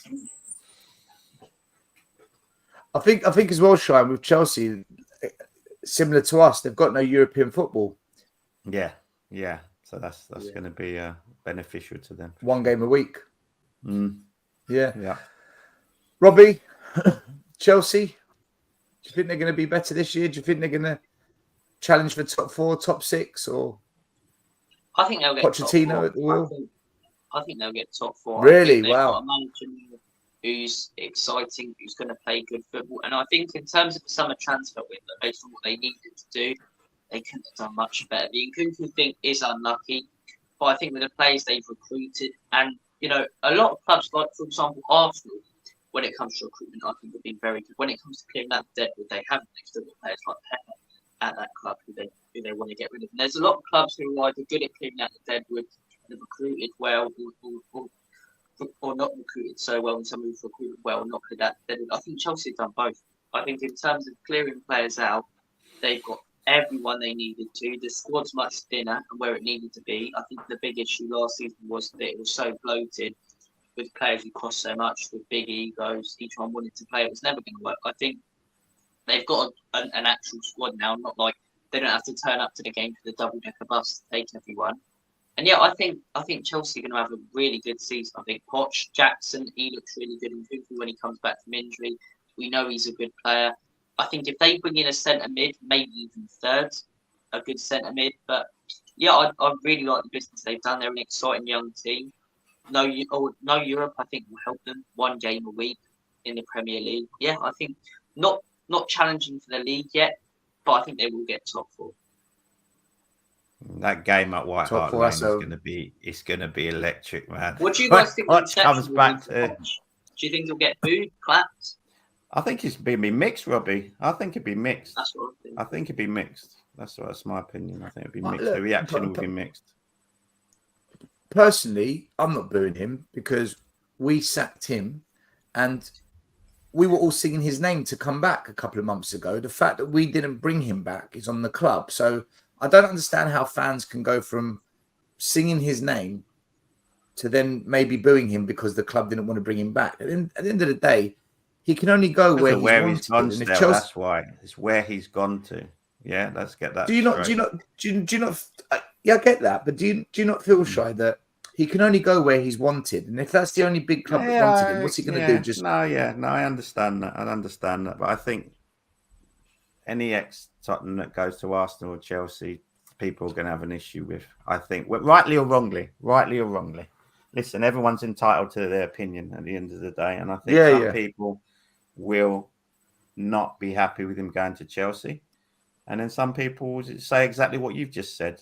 It's just like everything, Stel. It's opinion based, and people just have to respect other people's opinions as long as they're not hateful or overly disrespectful. I think you got to. I think what it is for me is I loved him as a manager. I absolutely loved him as a manager, and I can't just because he's gone to Chelsea, I can't not like him. Maybe if he wins the league, I might change my position. Shy. Maybe if he lifts the Premier League with Chelsea, I might start doing him. I don't know. That'd just be so typical for us, isn't it? If he wins the league with Chelsea, that'd just be so bloody typical. And then Harry Kane wins the Champions League. No, stop it, Rob. All of it at once. I don't mind if Kane wins anything at Bayern. I can handle that. Matt, I want him to. Chelsea, what do you think of them? Pochettino. I know you're a big Poch fan as well. What do you think? What do you think of Chelsea? I love Poch. I just think everything about him is his demeanour. And I actually think every week that goes by, his work at Tottenham looks better. If you look at what's happened in the last 4 years, his work his body of work actually doesn't look as bad as it was originally. Always a bridesmaid, never the bride. And I actually think the fact that he survived 5.5 years with Daniel Levy, that's a trophy. That silverware. It deserves a badge of honor for that. That's a silverware for me. You OBE. can survive OBE. 5.5 seasons with Daniel Levy. That supersedes Pep Guardiola. So, I think if you just rub out his name and you look at how his style of management, how he plays young players, how he's good managing up with the board, how he's good with the cameras, how he protects players from criticism.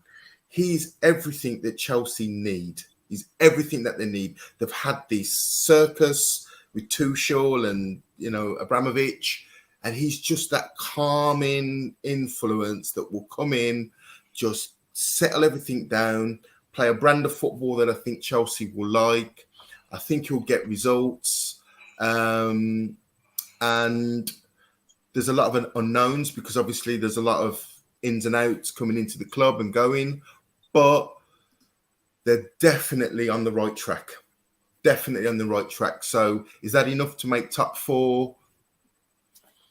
Goals might be my only question mark. I know Jackson's been quite good in pre-season, but Chelsea are like Man United. They can pull a striker with 2 days of the transfer window left and you go, wow. So at the moment, I'm not sure the top 4 material, but if they go and get a Osherman or somebody like that, then you go, anything's possible. So for me, really jealous, just really jealous that Pochettino is at Chelsea. Will I boo him? No. He's just, for me, he's the girlfriend that I got rid of 3 years ago and they've blossomed and I'm just enviously looking at them with their new boyfriend. That's Pochettino to me. Matt, you're full of your analogies today, I tell you. You've gone from Seb Coe to the ex-girlfriend. Yeah. Oh, dear. Yeah, I listen, I actually agree with Robbie. I think Chelsea are top 4 this year. I think Poch is going to shock everyone. I've been saying it to my Arsenal friends who are laughing at Poch at Chelsea. I said, you don't know what he's like working with young players. He's good. He's very good. I think he's walking into a good crop of players at Chelsea, and I think he'll get a tune out of them pretty quick. So that's my take on it. We will go to Tottenham now, the one everyone's been waiting for. But I must say, shameless that we are as a club. The day that Harry Kane is off to Bayern Munich, we've released the new away kit, people, live on the club shop. Of course we have. Of course we have. What a day to try and sell it to people. Who's gonna go and buy a kit today? Who's gonna go and buy a Spurs kit today? I mean, you wait. Someone will go and buy one with 10 Kane on it, and they'll sell it. You wait. You know they will. They'll still sell it. It makes them £100. They'll sell it. Very quickly, what do you make of the new away kit? Do you like it? Do you think it's a bit weird? It's all right.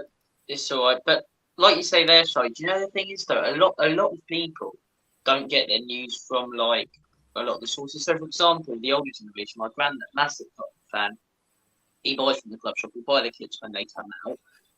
He doesn't know that Harry Kane's going to go. I'll tell him later on when I see him, but he doesn't know because he doesn't follow Fabrizio and all these sources or look at Spurs YouTube or Twitter too much. So he doesn't have a clue until anything's announced in the paper that it's definite, until it's announced by the football club. So he doesn't know that Harry Kane's gone yet. So I'll probably have to text him after this, say, don't bloody buy it. Get in there quick, Robbie. Don't let him get one, mate. Don't let him Robbie, buy one. Honestly. Robbie, you know, as a good friend, you know what you've got to tell your friend to help him out. Just say to him, buy a kit with Eric Dyer on the back because he's never leaving. He's not going anywhere. Just get Dyer. It's fine. It'll be there forever. You don't have to worry about it, guys. Who's going to buy it? It's funny, no one's made a big thing about Eric Dyer having 1 year left on his contract like Kane, is it? No one's really mentioned that. Well, hey, respect our new club captain. Respect the new club captain. Don't even go there, Stel. Do not even go there on that, please. Could you imagine? I think he's going to be captain. You know what? I think he's was going to be actually captain. That would be the worst it was statement haunting ever. my dreams or nightmares last night. I was thinking, what if? Oh no, please don't. Please don't. In fact, I'd like to know who does He always think points the blame. captain Just will points be? the blame. That's what he does. Who do you think the captain will be? Personally, the way the preseason's gone, I don't know who it would be. I tell you who I'd give it to. I'd give it to Basuma. Personally, I would give it to Basuma. Yeah, I see that. I'd go with Son. I Yeah. think he's been loyal to the club for years. Good shout. Yeah, Said Son. today. It's got to be him, Senior Bissouma. Romero, not a chance. I think he's too reckless to be a captain. There's a liability. He's off his rocker. Could you imagine Romero getting sent off club captain every week?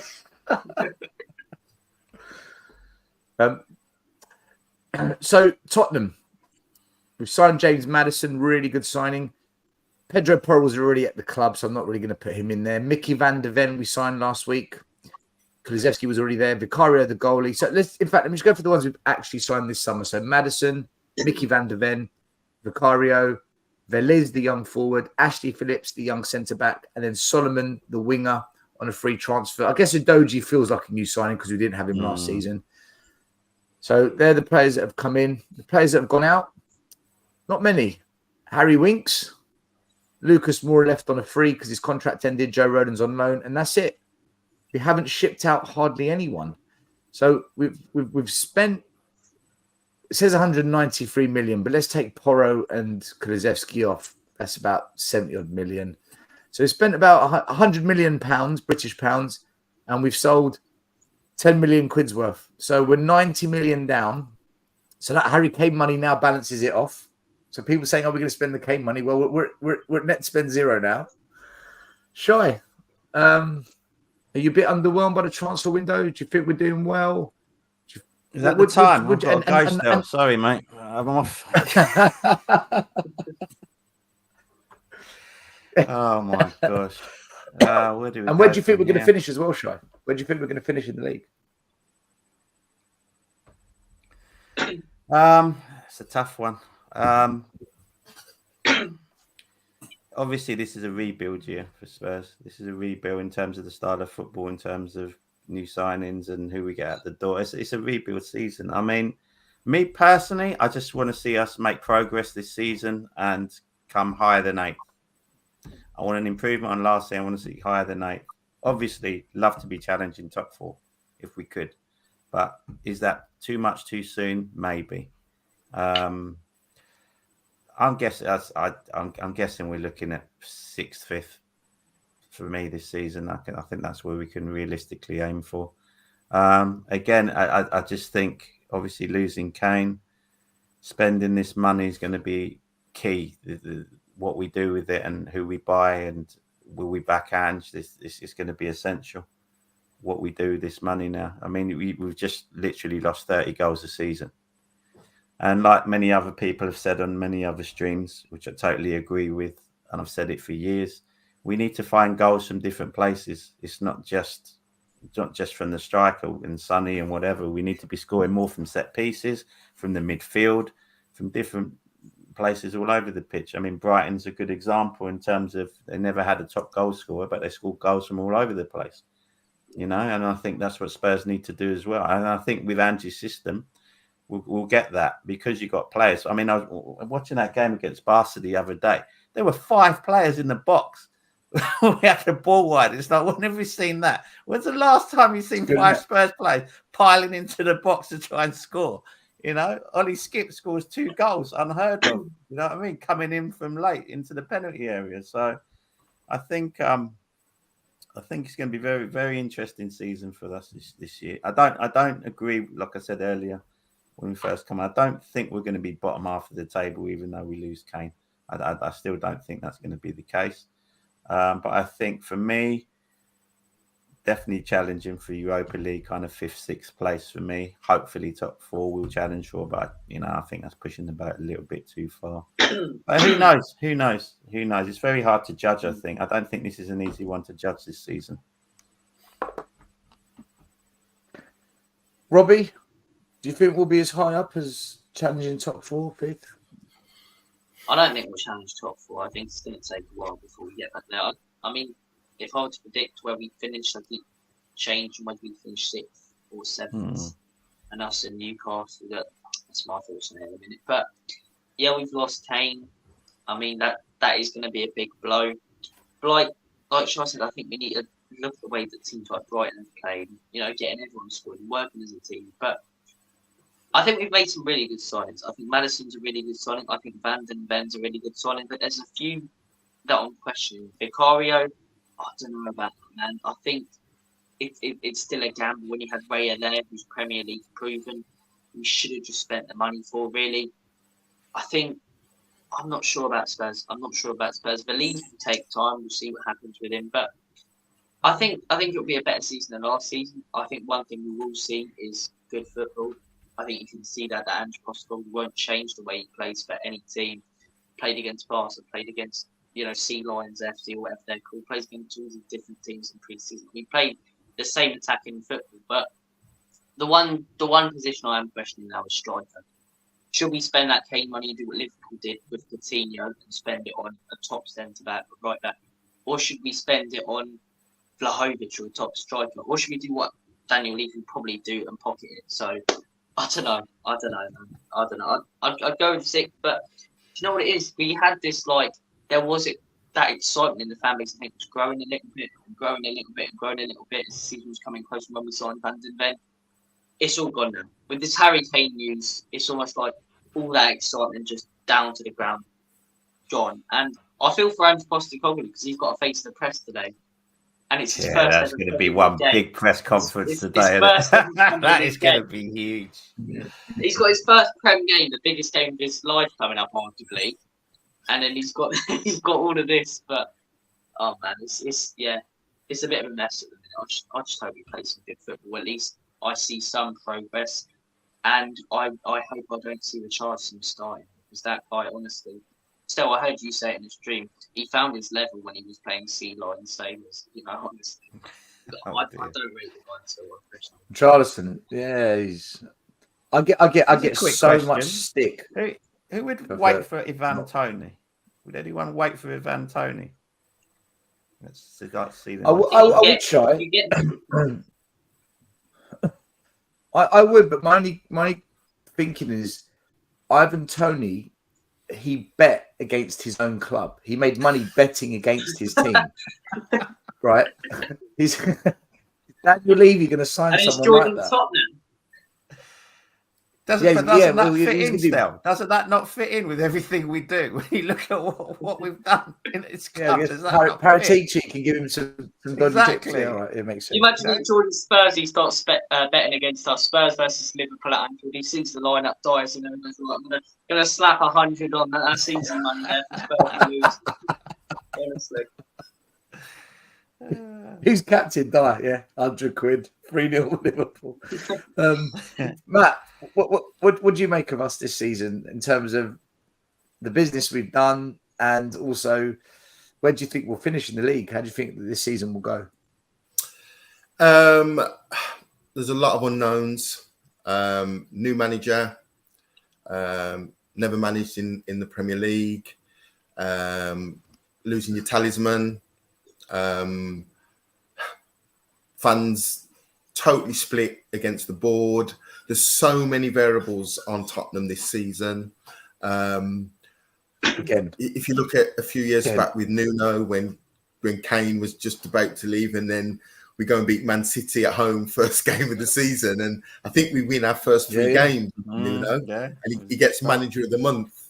So just when you think you've sussed it, Spurs will go and do something completely different. So I genuinely, the sensible money says it's going to be a tough season. The sensible money.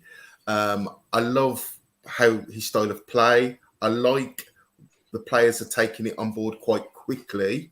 And in actual fact, how he set it up, the team, and how we're going to play high up the pitch and win the ball in their half, there's actually less mistakes towards our own goal. If Eric Duro Sanchez make a mistake on the halfway line, we've theoretically got a little bit of time before he gets into our box. Whereas last year we were playing in our own landmine, which is the 18-yard box. So when Sanchez was treading on the ball, with one touch and it was in the back of our net. So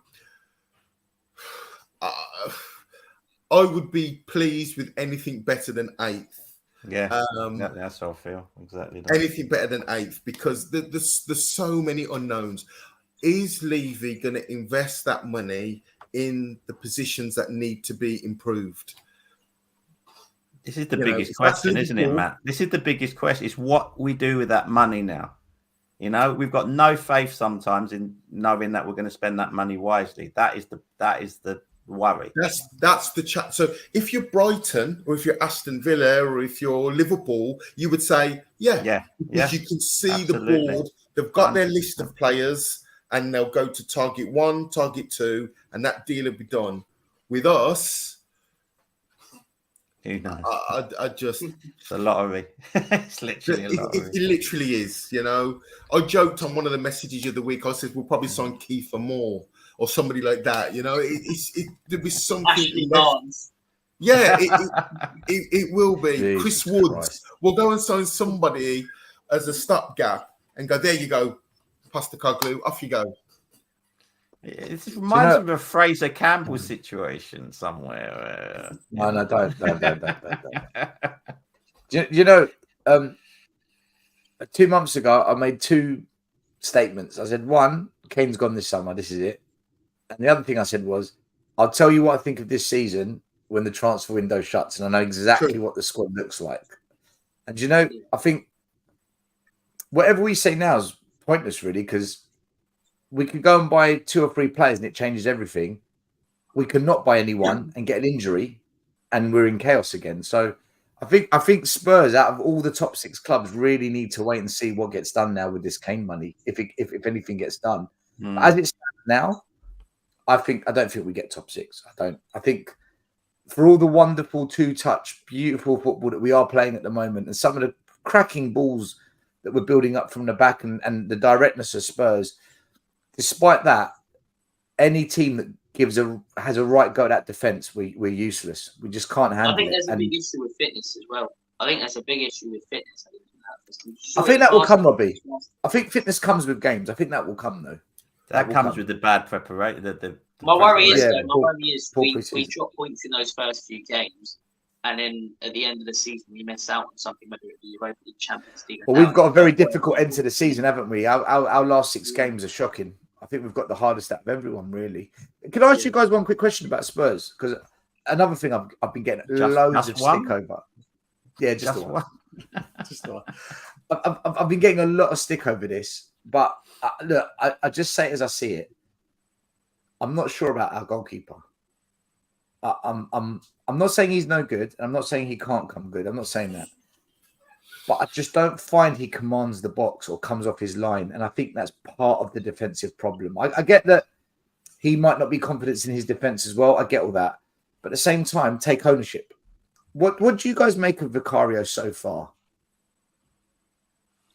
Shai, I'll come to you first. Okay. Listen, I've got to be honest, when I saw what Arsenal done for Reyes, that kind of made me think, why the hell didn't we do that? I've got to be honest. I would rather have had him, definitely, because of his Premier League experience. He's good with his feet. He would have suited Postecoglou perfectly. So for me, when I saw Arsenal go and get in, that was quite disappointing for me. Regarding Vicario, obviously he's very highly thought of in Italy. Listen, as a professional himself, I'm sure he won't be overly happy with conceding, 7 goals in his first 3 matches. Doesn't look great. What I will say is the defence have hung him out to dry on most of those goals, if I'm honest. I mean, you could put him at fault for maybe a couple of them. He could have done a bit better. But the defence definitely hung him out to dry for most of those goals conceded. And like I said in the beginning, it's not rocket science to see where Spurs are going to concede this season and how they're going to concede. I think there's a lot of pressure on Mickey van der Ven. We've got to understand this guy's 22 years old. Yeah, and there's a lot being pinned on him, at the back playing next to Romero or Dyer, even worse, or Sanchez, whatever. His pace is going to be invaluable playing a high line. There's no two ways about that. But there's going to be balls coming in high over the top. There's going to be balls going diagonally over the flanks, like what happened to Reguilon the other day. And we're going to need that defense. They're going to have to do more than Van der Ven at the back. They're going to have to get another top draw defender at the back for me. But in terms of Vicario, I think got to give him a chance. Though I think got to give him a chance. I understand your concerns, and they're rightly so. But I think you've got to give the guy a chance. Got to give him, of course, a chance to settle in with his defence, settle in with the Premier League, the team. I really hope he comes good. I do. But if you had to give me the choice between him and David Raya, I'd take Raya all day long. I've got to be honest. I really would. Yeah, it's a kick in the teeth, that deal, like you said, Shai. That £3 million loan, no obligation to buy. You just think, how could we not structure anything like that? Robbie, Clubs don't want to deal with Levy, though, do they? That's the thing.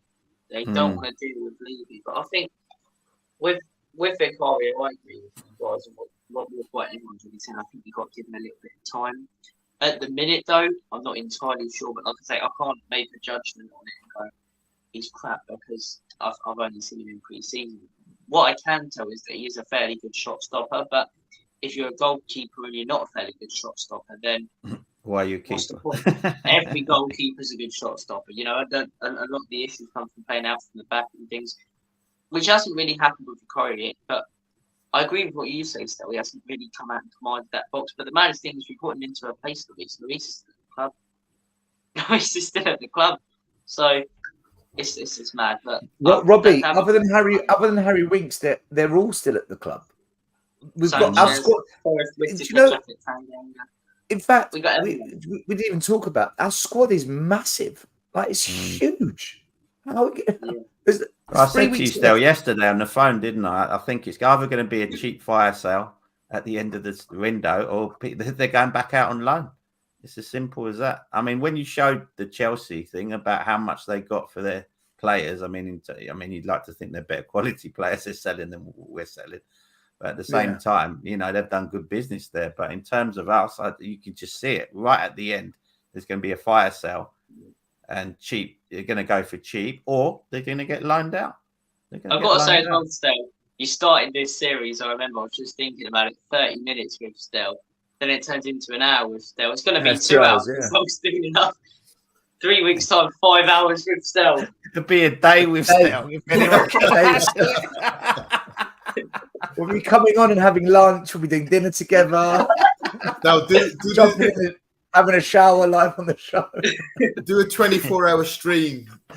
24 hours for charity. For charity. Do you know what it is? TJ Warren. He's a gooner. He's got his Arsenal channel. He comes on our show quite a bit. A really good guy. He messaged me. I think he messaged a group the other day, and he said, "You're so lucky that you are Spurs fans because you've got so much content. It's ridiculous. Like, we're struggling, and you just." I'm like, yeah, but it's not content that we want. Like, we don't want this content. There's never dull moments, though, is there? Every day there's a drama at our club. There's always something to talk about. It's just crazy. We're the most talked about club. Something happens somewhere to do with Harry Kane or something. It's literally every week. Yeah. You wake up this morning, Harry Kane hasn't got on the plane. Like, what? What? Matt, what do you make of the goalkeeper, the situation? By the way, we've got 5 goalies at the club as well. We've got 5 goalies at the club. I think I know. I think I know what you're saying. He looks a little bit. I think I know what you're saying, but when people like Buffon are saying, when people like Buffon are saying what they're saying about him, that you think, well, one of the greatest goalies of modern times is giving him that level of praise. There must be something. I just don't know if his style of goalkeeping is going to be suited to the Premier League and the defense that we've got, I'm not sure.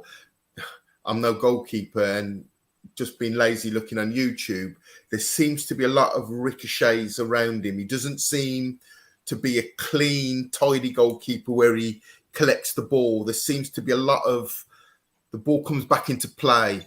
So if you're an attacker playing against Tottenham, you would say to your forwards, listen, look for the bits, because there could be a few tap-ins coming off him. So we had to replace Lloris. That wasn't in doubt. Raya is a knee in the groin when you realise that it's 3 million loan. You know, like when we can't seem to do anything right. We can't buy players. We don't seem to sell players. We don't negotiate. How do you negotiate? All I asked you was, what do you think of Vicario? What do you think of the goalie? We can't do anything right. It's just, I don't know. I've got to back him. I've got to back him. I've got to say he's going to come good. So once we replace, Dyer and Kenny Everett and all the other clowns that we got at the back, I think he's going to be better. That's the thing with running about Spurs, though. You start with one thing and that leads on to another thing. So you speak about the goalkeeper, go, why haven't we got this goalkeeper? Then it leads on to the owners. And then you're ranting at Levy and you're going mental.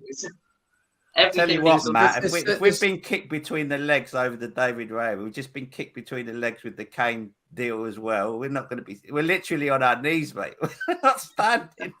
So many gripes. Stand on. Do you know? When you look at everything that's happened this summer, the one big overarching question I've got that has just been sidetracked because there's so many other things that everyone wants to talk about is, where is Scott Munn and where is our director of football? Yeah. Where is this hierarchy restructure that we would? It's almost like it was just a myth. I said to JP yesterday, no one seems to know what's happening with Scott Munn. I haven't heard from anyone what's going on with this guy. Where's the director of football we were going to get, Shy? The new person that's going to help. Well, again, I don't know if they had second thoughts when Ange came in and thought he'd take over a bit more than they thought he would, and they've kind of just gone with that. And I'm really not sure on that one, to be honest with you. I mean, it's a key position, but then if Ange just said, I'm happy to make more choices and not have one, who knows? Who knows? Look, I mean. One thing's for sure, it's going to be an eventful start to the season. We'll just do a quick look at the games and then we'll wrap it up. So tonight, big game, Burnley versus Man City. City begin their title defence. And then this weekend on Saturday, Arsenal versus Forest, Sheffield United Palace, Bournemouth play West Ham, Brighton versus Luton coming back up to the Premier League, Everton, Fulham, Newcastle, Villa, massive game. And then on Sunday, the mighty Tottenham away at Brentford. Chelsea, Liverpool, what a corker that is to get it going. Yeah. And Man United, Wolves. Newcastle, Villa, Chelsea, Liverpool, the standout games. Obviously Spurs, because we're Spurs fans. Other than that, I think the rest of the games are pretty much a formality. You expect City to win, Arsenal to win. Probably expect Brighton to beat Luton. The rest. I think Bournemouth West Ham's a fairly close one. That could go either way. Yeah, that could be a good game as well. Even Everton, Fulham. Everton just survived the drop. Fulham, they had a fairly good season last year.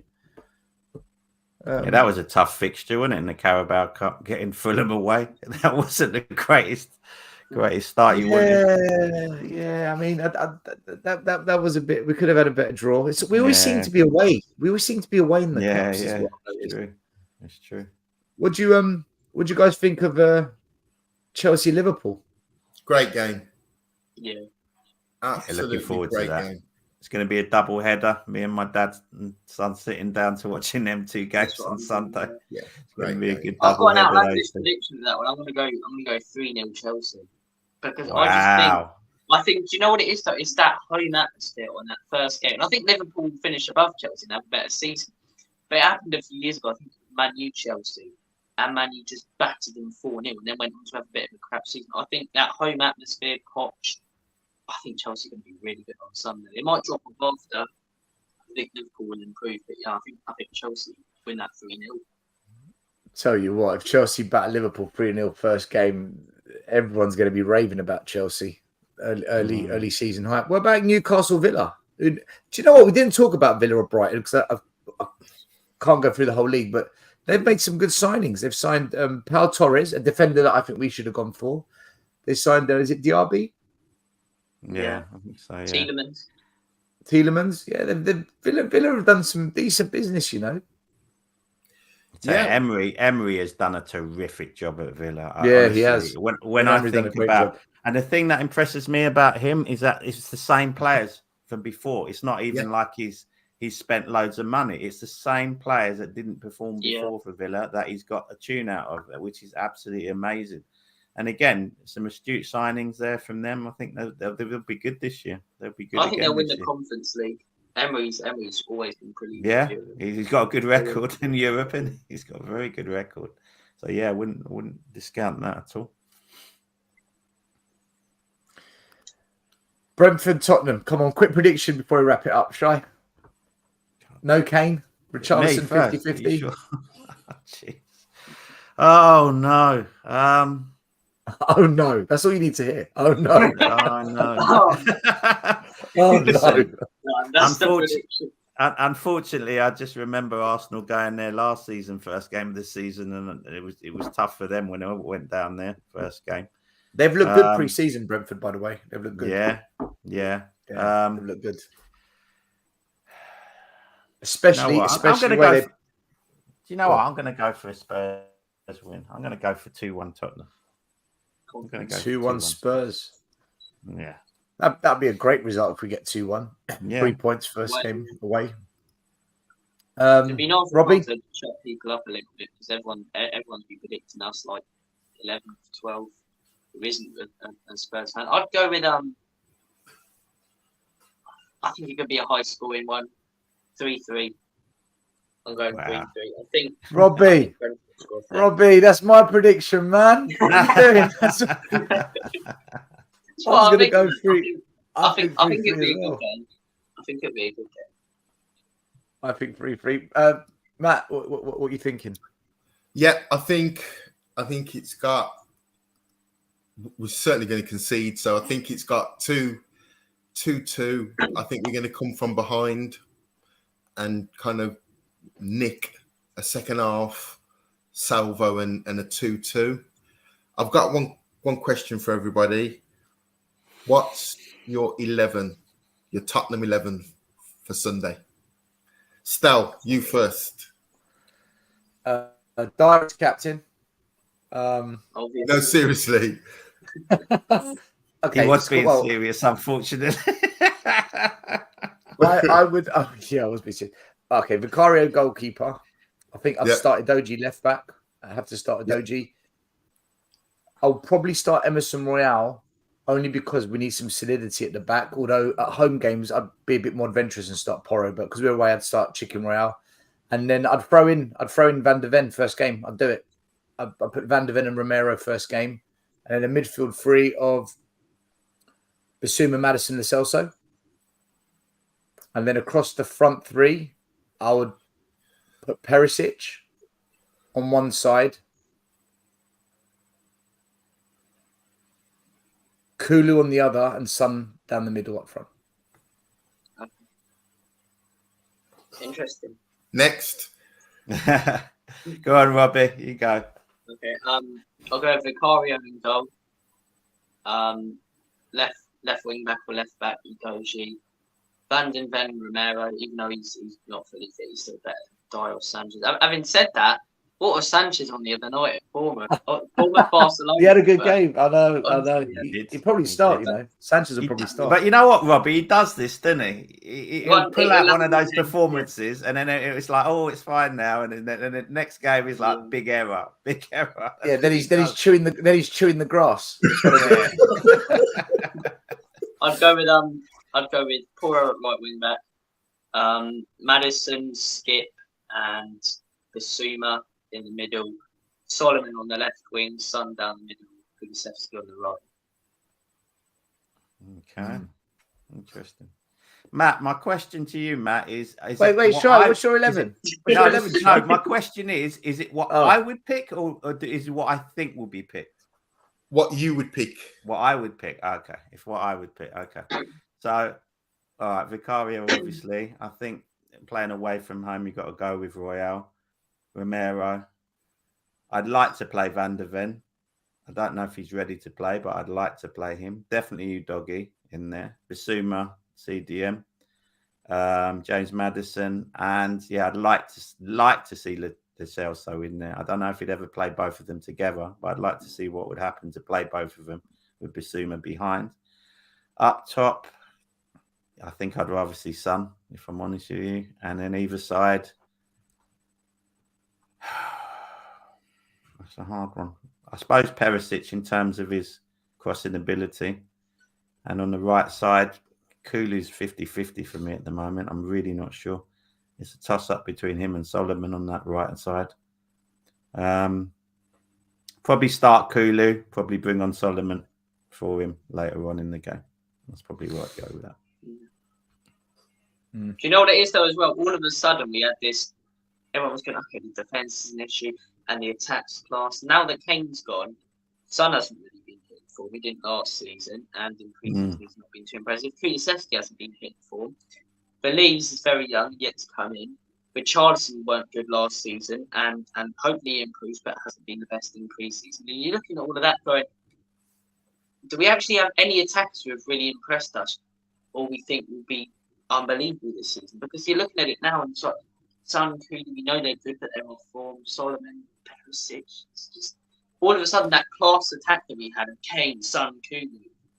I think, basically Robbie, the hope. And the form. I think the hope is, right, Robbie, that with Ange, there's a much bigger focus on the system and the team as a collective, as opposed to individuals doing their job well and that doing well for us. Ange seems to be very much the team. Like, if everyone clicks the way the team is supposed to, we'll make it happen. I think he's more... It's whether the players can be that team that he wants. It's whether we've got the players to be that team. So, because, like, honestly, you got to give credit to Andy here. That Barcelona performance, that was the Barcelona A team. We had to make that B team. We really put it on them. We really put it on Barcelona. First half especially. We put it after we conceded, we were superb. I have to say that. I mean, that's how many times do you go to play against Barcelona in their own, well, say not in the new camp, but in their own ground, and you play like that against Barcelona? That was damn impressive. And let's get this straight, yeah. I mean, a lot of fans knowing the team that went out there without Kane, Maddison, and we thought we were going to get battered. Exactly. Everyone thought we were going to get absolutely destroyed, and it didn't happen. Especially after the first couple of minutes when we were 1-0 down. Yeah. You know, it could have been two. Could have been two in 5 minutes, isn't it? Yeah. It could have I been. thought this was a Newcastle, another Newcastle result. Oh, don't. That still gives me nightmares, that game. I didn't actually see that game live, lucky enough. So what I did was I went to this, was it charity? It's quite a good. Gary Mabbutt was there and Graham Roberts. But anyway, I went to that game and I was just listening to Graham Roberts and Gary Mabbutt. But what's funny is they're telling their stories like they do at the Spurs things, but they were at this charity game. And anyway, they're telling their stories and whatever.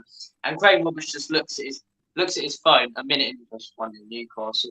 And Mabbutt just continues, and then he looks at his phone again 2 in Newcastle, and the whole like this, that.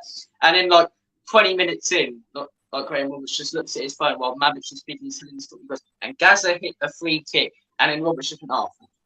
And they just started to just swore in front of it. There were kids and everything, like really young kids. Oh, no. I was glad I didn't see that one.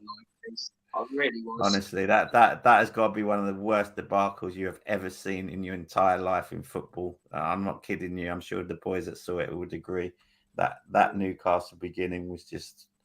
I was speaking to. I mean, I'm sure most people know JP, who's on here as well. He's my cousin.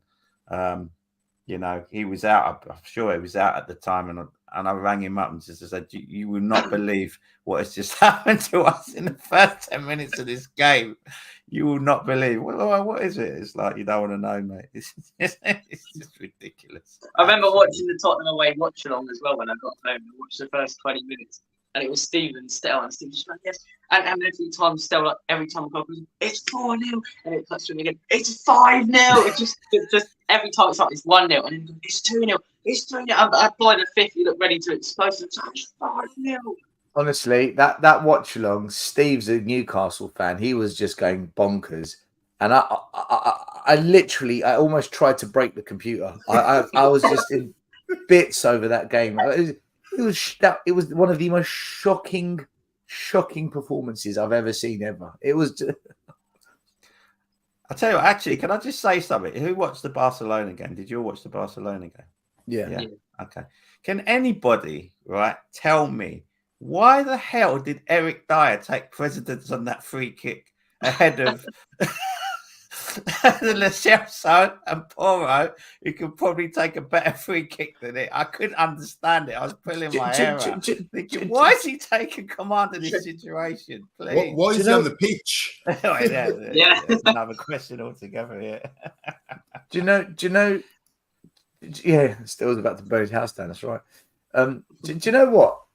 What is it with us and free kicks?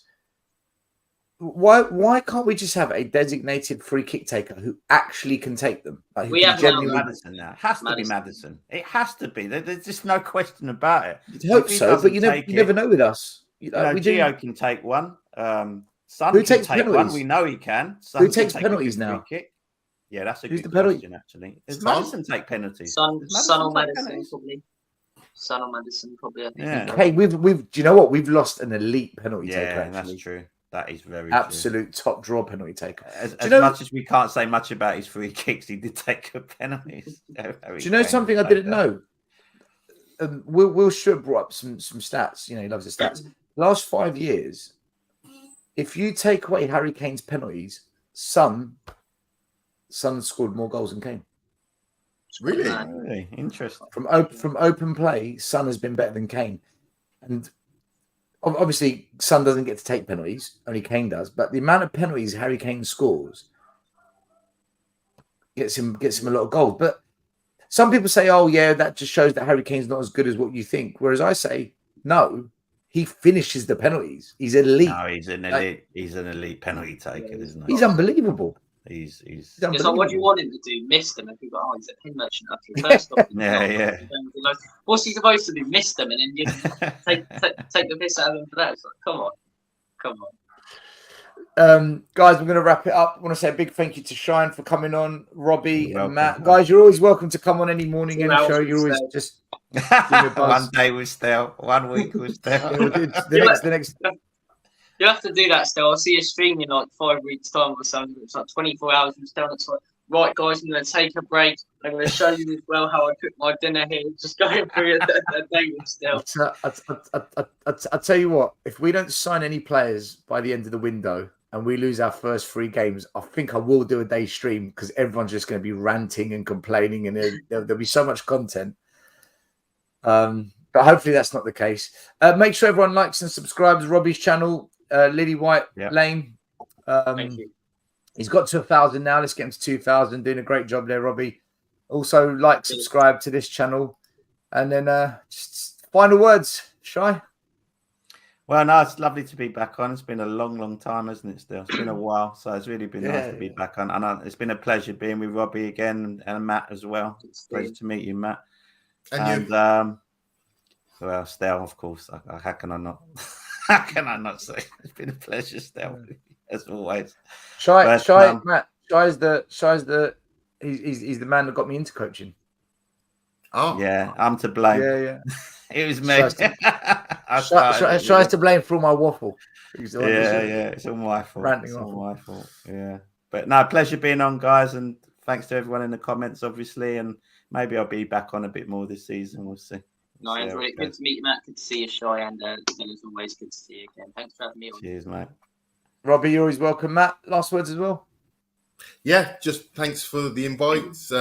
Pleasure to meet everybody.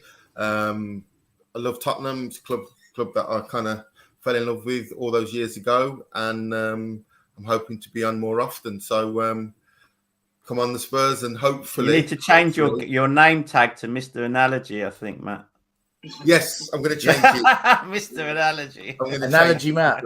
Analogy Matt. But yeah, just an honour to be on with you guys, and hopefully speak to you all soon. Thank you, my friend. Guys, thanks for watching this morning. All the people in the comments, thanks for your comments. Big up Shy, big up Robbie, big up Matt. We'll be back tonight, 10 p.m. with I think it's the last Harry Kane goodbye show. I think we've done about 4 in 24 hours. So, but tonight we're going to wrap it all up, hopefully, and put it to bed. So check that one out tonight. Otherwise, come on, you Spurs. We're out of here. I'm Spurs. The first game we look for, Robbie. Tottenham away. When we got Tottenham away. Tottenham away. When we got Tottenham away.